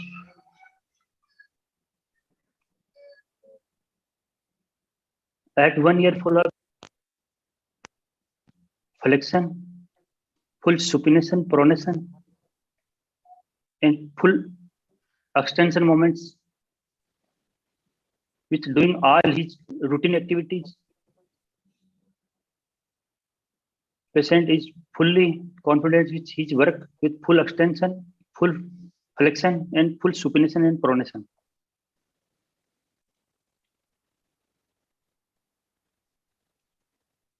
From this take-home message, capitulum fractures are relatively rare injuries. A complete radiological evaluation of fracture complexity is necessary. CT images are must to define the medial extent of fracture, articular impaction, metaphyseal comminution, and condylar comminution. Associated collateral ligament injuries must be recognized and repaired in order to restore elbow stability, adequate exposure of the fracture site, and medial articular extension, stable fixation. If comminution is present, then go for bone grafting and early post-operative rehabilitation. Thank you, sir. You can stop sharing. Yeah.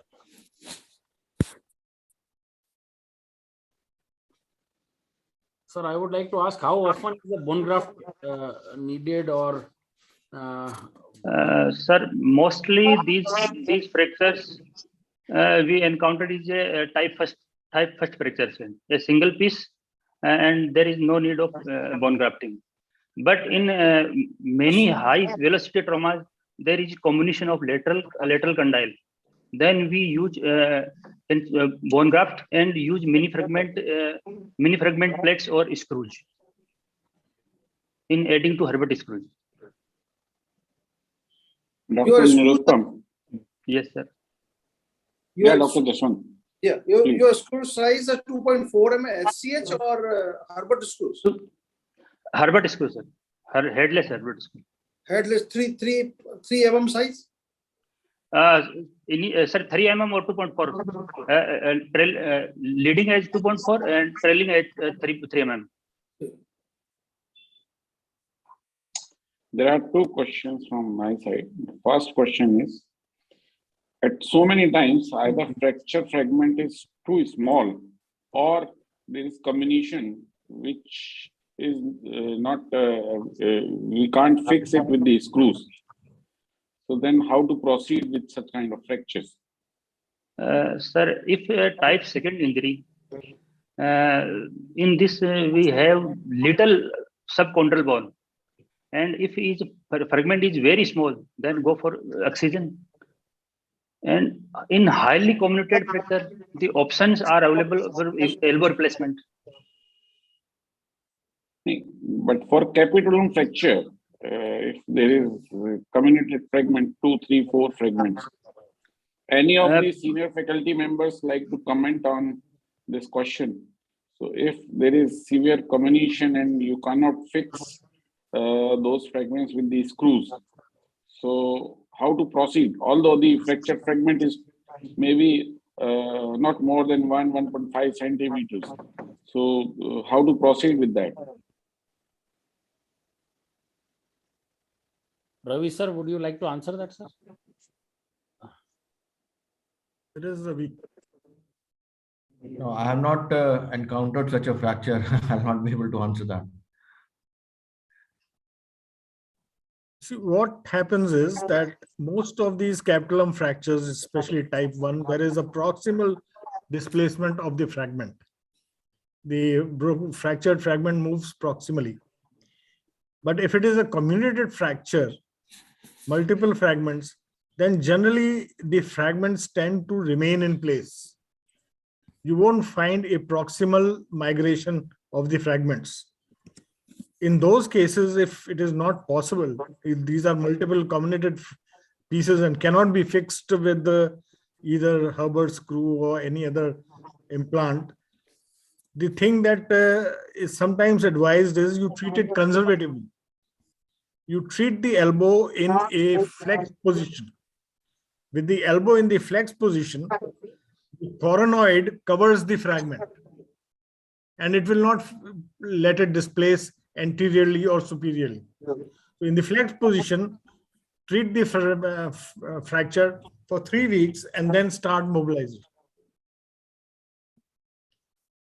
After 3 weeks, when you start mobilizing, it is very unlikely that the fragments will start displacing. And sometimes you can get a little restricted movement. There may be a little stiffness also, but this is one option where you don't operate. Now, if you have to operate,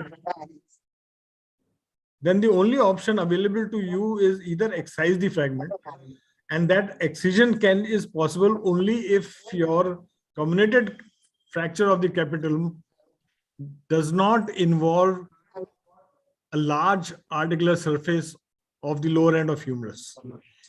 If it is a large articular surface, you are actually causing a rough articular surface on which the olecranon will move, and that is going to, it may produce some fibrous tissue, but it's going to cause a lot of arthritic changes later on. Now, as Nirottam has said, you could replace it. But I personally think that that is not an option that is mentioned very often. It's like trying to shoot a rat with a cannon. It's too extensive and too destructive a procedure for an injury of this kind. I have treated not very many, maybe 2 or 3 in all my more than 30 years of orthopedic practice. That in these fractures, the best thing is if you can reduce it. And I've even tried to reduce it without opening the fracture. You can sometimes do it with extending the elbow fully, push the displaced proximal fragment inside, and then flex the elbow. When the fragment reduces and stays in place. But in those cases, if it is only 2 fragments, one fracture fragment and the main fragment, you can fix it with a K-wire.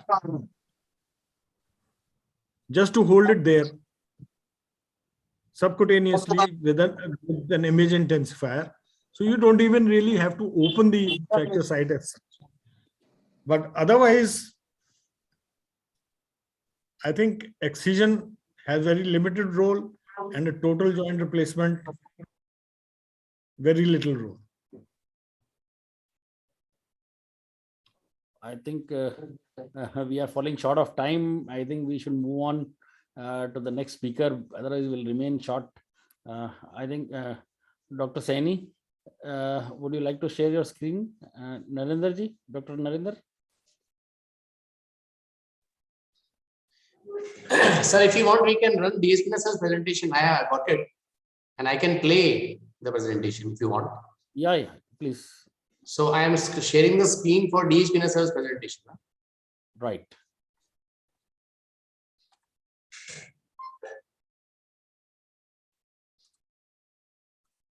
Is it visible now? Yeah, visible. Yes, visible. Sir, you can continue. This is a girl of 16-year-old came to us with this picture. Can we continue further? Next slide. Yes, sir. Now, this is the diagnosis and treatment options for this patient.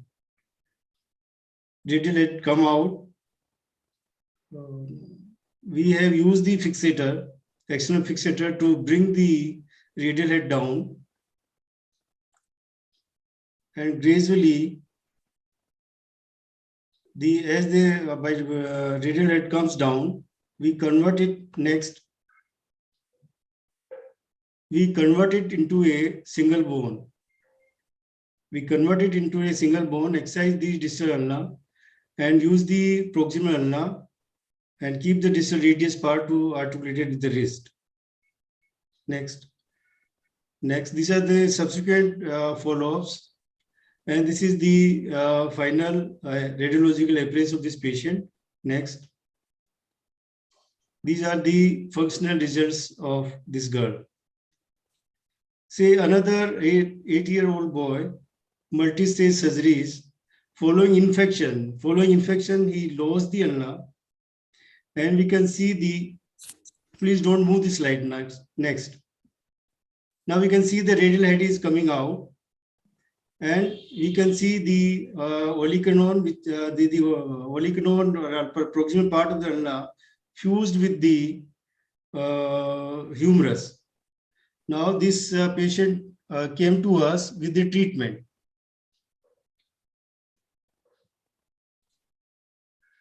Please don't move the slide. Now you can see the result of this patient. He has the full flexion.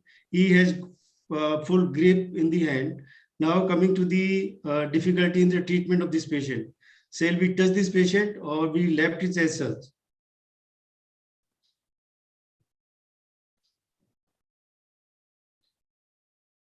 Shall we do anything for this patient or left him as such? Yes, I think you should leave it as such. Yes, sir. We follow that and we don't touch this patient and he's working very well. Next. Say another patient, multi-stage surgery, failed multi-stage surgery. The patient comes to us with another patient as an attendant. And we asked him for this. He asked for us, can you offer something for me? Sir, मेरे को अच्छा कर सकते हैं इसको. He had he underwent multiple surgeries. And we can see the radiological appearance of this patient. So we want a stable elbow. He's a truck driver. By this elbow, he's driving the truck also. So can we offer something for this patient?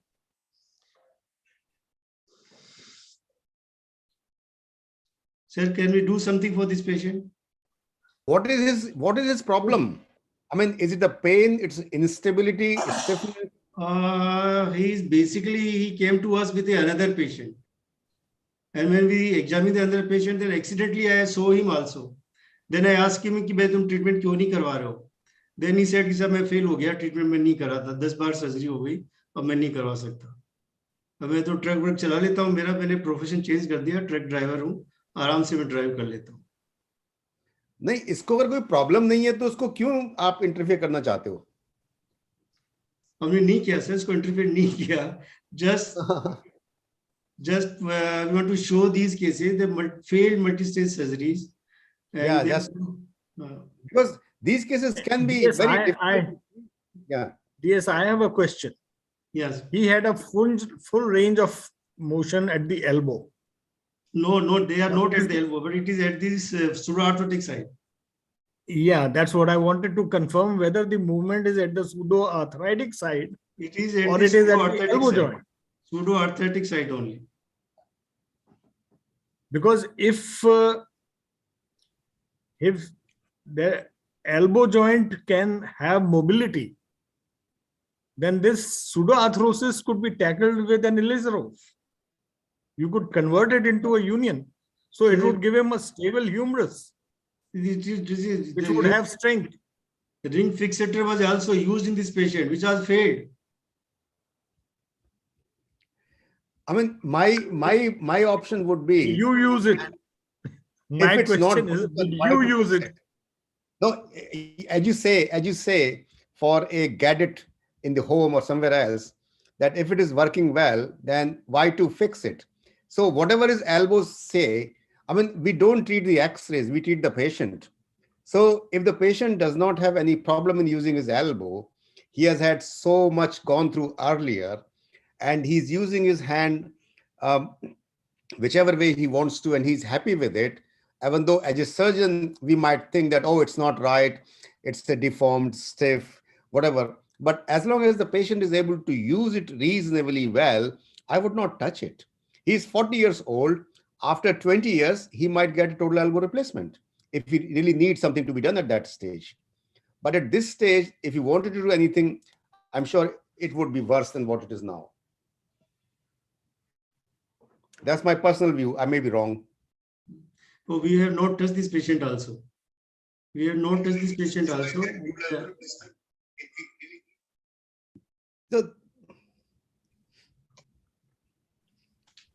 We have not touched this patient also.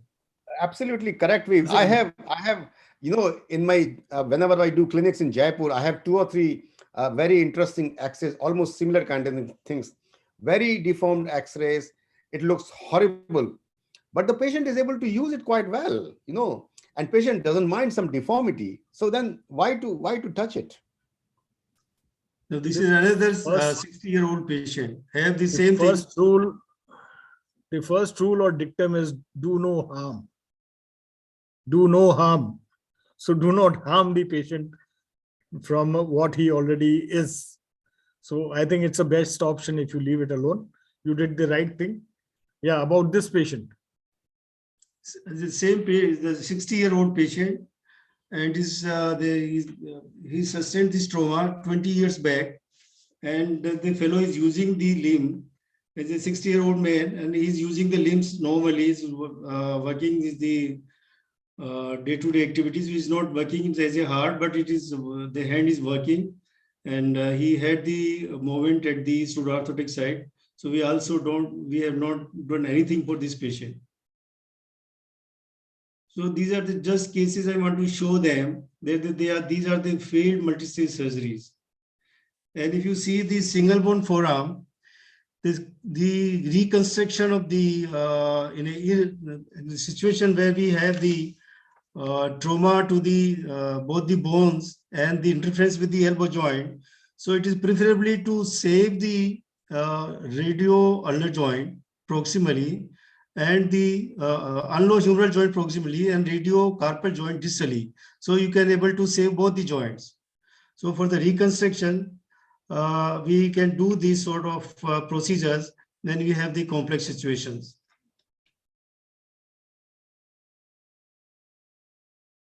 I think good, excellent cases. Yes, great try of what Bailey says. The good surgeon is one who knows when not to operate. Quite good cases collection. Yeah, DS is always has the habit of coming out with such excellent cases.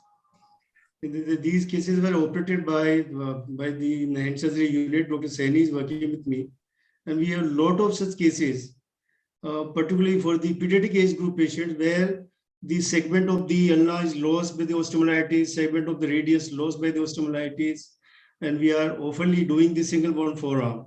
And we have conducted a trial and a study for the single bone forearm has been done by one of our residents for this sort of single bone forearm.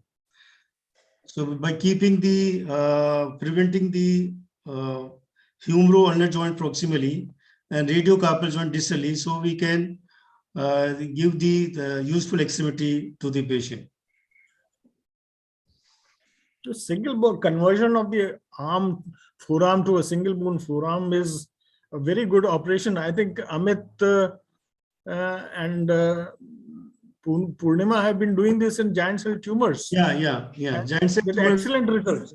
Yes, sir. With excellent results. Yeah. So Amit, please proceed for the next. presentation, next case presentation. I will invite Dr. Narendra Saini. He is Associate Professor in Hand Size Unit, SMS Hospital, Jaipur. Sir, please proceed for your case.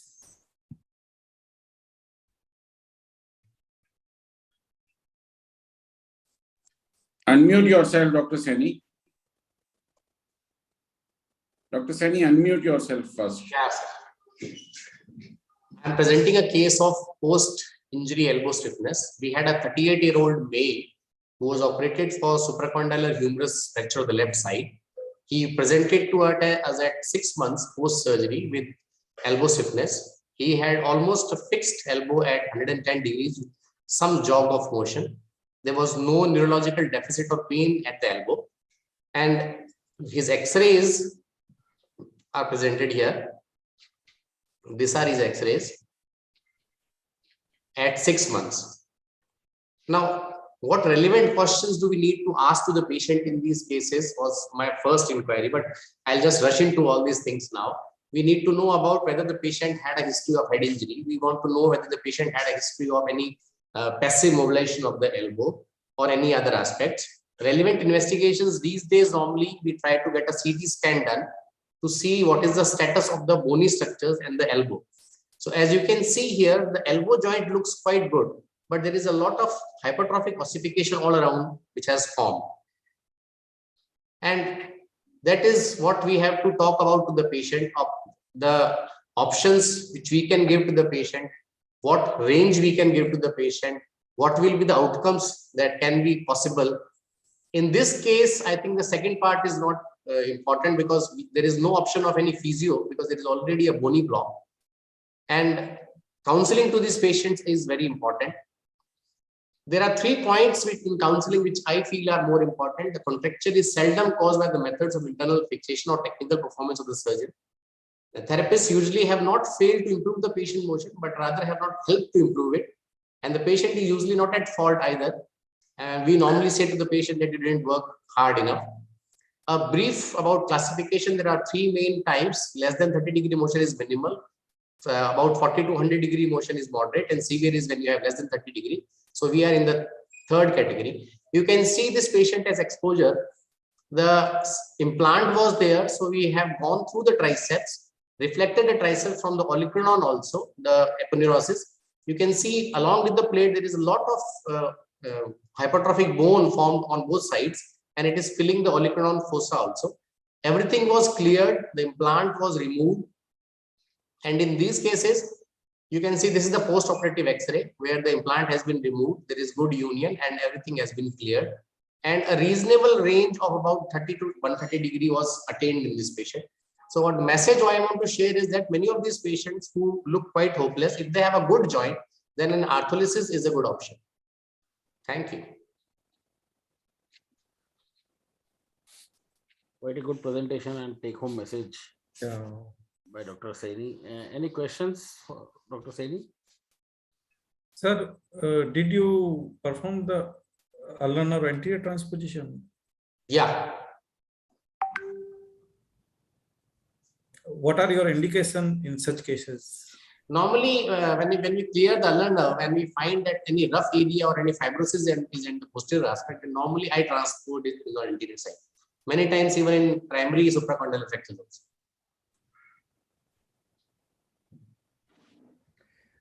Narendra, I am sure you are aware that Dr. Shailendra Bhattacharya of Calcutta had an extensive series on elbow stiffness, which he treated with arthrolysis and removing all the fibrous adhesions from the joint. I don't know whether he truly published or even presented his full series, but he seemed to have a good result with every case. I'm not so sure that is correct. No, sir. You can have very good results with good range of movement. You can have results where there is no improvement in spite of the arthrolysis. Definitely. But it is how does one predict what is going to be the outcome of your surgery? Sir, I have seen if the joint is good anatomically, then probably it will work. Okay, Dr. Garg, do we have more cases, or we came to the end of today's webinar? Arya sir wanted to comment, sir, I think. No, I just wanted to say that it's a very difficult problem to treat the elbow stiffness, and you have done very right, in this thing. The only thing is that we need to differentiate between the extra-articular and intra-articular the stiffness. And stiffness can be, so joint can be completely normal, and it can be totally extra-articular extra-articular stiffness, or it can be intra-articular stiffness, or it can be a mixed pattern. And the results in 3 cases can be very different. And similarly, the treatment in 3 cases would be different there. So that is a huge subject. It's difficult to do anything like that, but it's important to identify these things. In the intra-articular arthrolysis, intra-articular stiffness, the interposition arthroplasty is getting repopularized now. And the Bernie Morey has written extensively on it. In fact, the people who have this elbow edition of the journal, the Bernie Morey has written an article on the interposition arthroplasty. So in the intra-articular adhesions in the younger patients, that can be one option which can buy you time, 10-15 years, and later on you can do a total elbow replacement. In the extra-articular stiffness or adhesions, we normally go by the column approach. So rather than opening on the posterior side, we open on the lateral side and medial side if necessary. And so you can do a limited dissection and excision of the all tissue you want to excise. The problem in the surgery with the stiff elbow is that more you operate, the more you stimulate the new scar formations and adhesion formation. So it's like a no-win situation. You can keep on trying, and the more time you operate the patient, the elbow becomes more vulnerable to stiffness. So it's a difficult problem, and there is no easy solution to it. I do a lot of times when it's not that extensive, but sort of mild to moderate adhesions there, I do arthroscopic arthrolysis. So that is my first port of call, arthroscopic arthrolysis. And if I have to open it, then I do the column procedure. But these are all for extra-articular arthrolysis, extra-articular adhesions. For intra-articular, nothing of these things will work.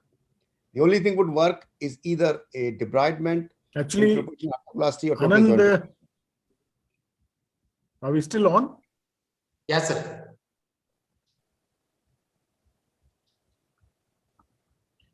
We have lost connection. Okay. So okay.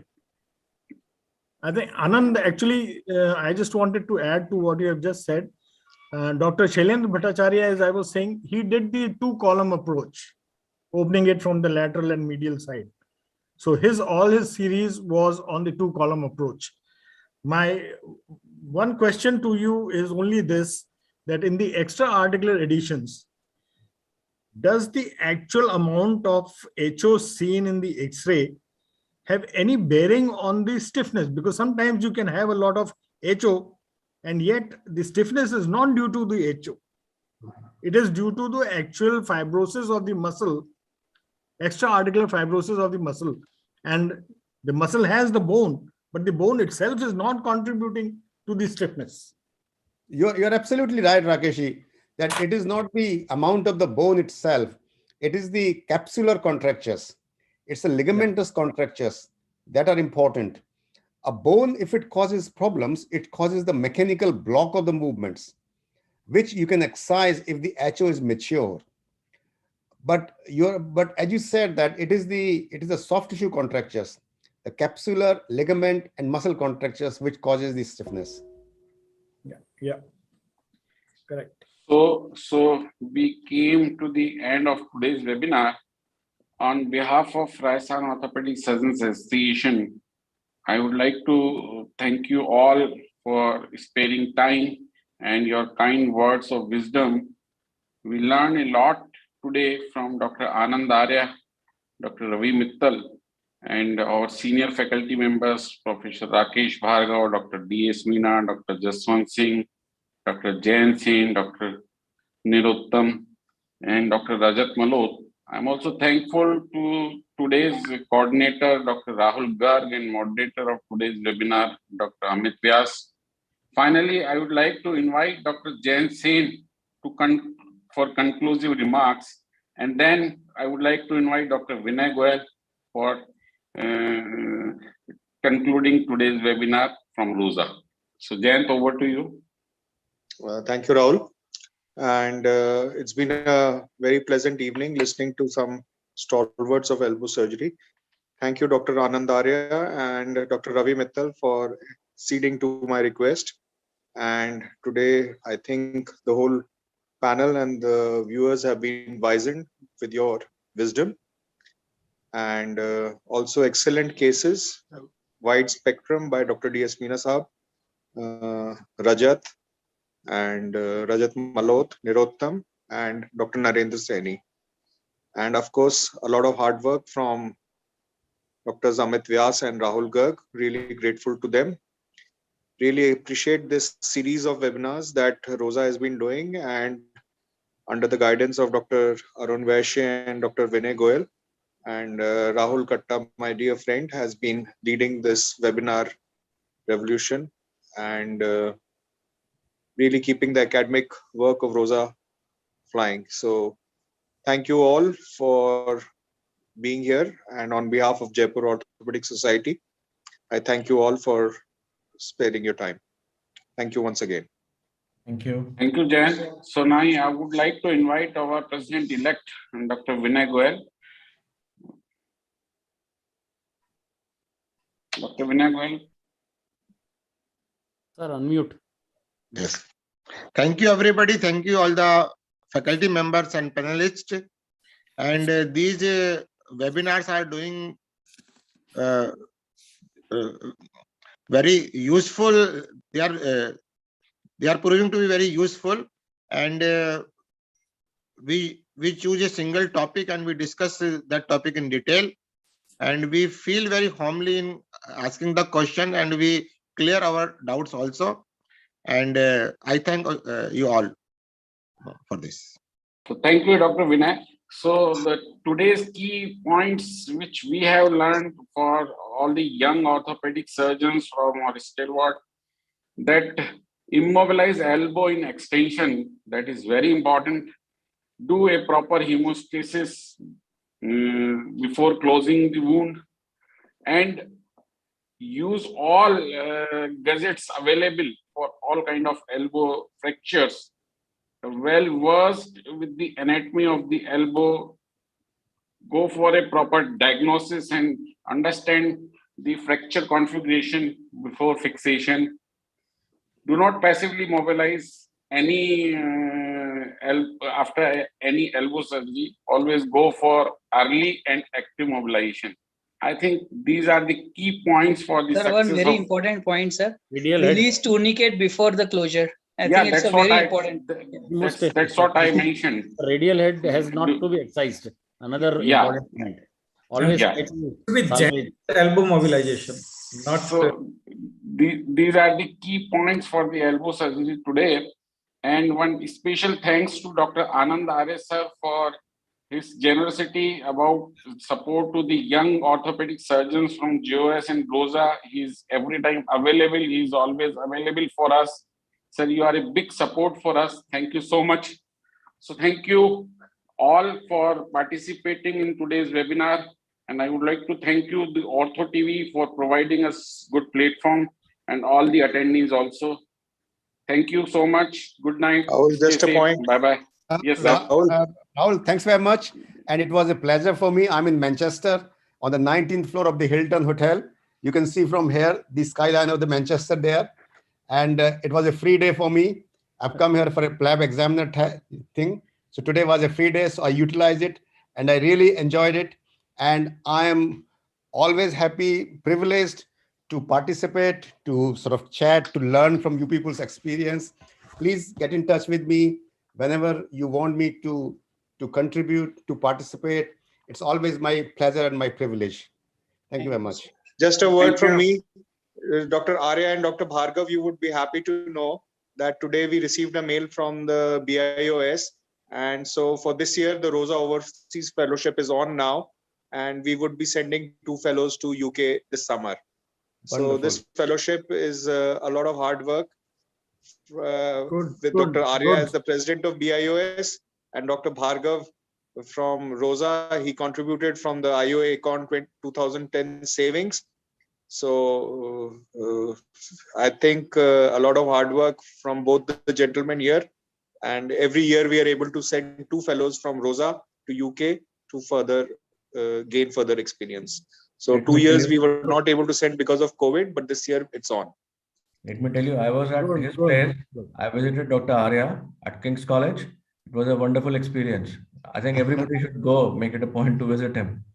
Yeah. No, thanks very much, Ravi. I still remember those days, and I'm really really pleased that with Rakesh's active support, when I had the power here, we could materialize it, and ultimately, Rakesh, he has a vision for development of the orthopedics in Jaipur and Rajasthan, and he utilized the money so well, and we could start something quite unique. And with Jayant, a very passionate, kind of a leader and worker, I hope that this would continue, and this would be, kind of a silent contribution of me in my birthplace. This is not silent. This is not silent, sir. Everybody knows it. Mehak, you can stop live streaming now. We can chat for another 5 minutes. Okay. Yeah, no, that's great. Thank you very much. No, I remember at that time when, because what happened is that our society here, it was in active touch with Karnataka, with Kerala, with Madhya Pradesh, and they were sending fellow every year. And I was feeling so pissed off that, from my state, nothing is happening. And then I spoke to Rakesh, and he immediately suggested, oh, we have some funds spared there. He is not like the other people that he used the fund for his own home furnishing. So he said, I have fund available. Why not we use it there? So obviously, I had to push it hard, but ultimately we could manage to get it done properly in a legal manner. We signed some agreement, and Jayant is very ably carrying it forward. And I'm sure the future leaders of the Rosa would also continue it, and in fact, may improve it, increase it. And as long as I'm around, I'm here, I'm more than happy to help in any way. No, I'm really great. Sir, for your kind information, we have so many fellowships from Rosa now at the best centers in India. So, wow. So even at the ortho one for arthroscopy and the spine at Ganga Hospital, and you name it, we are having it. So we are creating platform for the younger surgeons for their professional development and expertise. No, that is important because my only suggestion would be you do not lower your standard bar, you keep it high, because you would get pressure sometimes for different ways to lower your standards, but you must not. And that's how you can pass this legacy and the training to the younger people there. And this is how it should happen, that once we are going up, then we should promote the younger generation to come forward and take over. Because if we don't create the good, young orthopedic surgeons, who is going to operate on our fractured neck of femurs when we get it in old age? So we just need to think a little bit, selfishly also. So we are still live now. I would like to request OrthoTV people to stop live streaming. This webinar is over.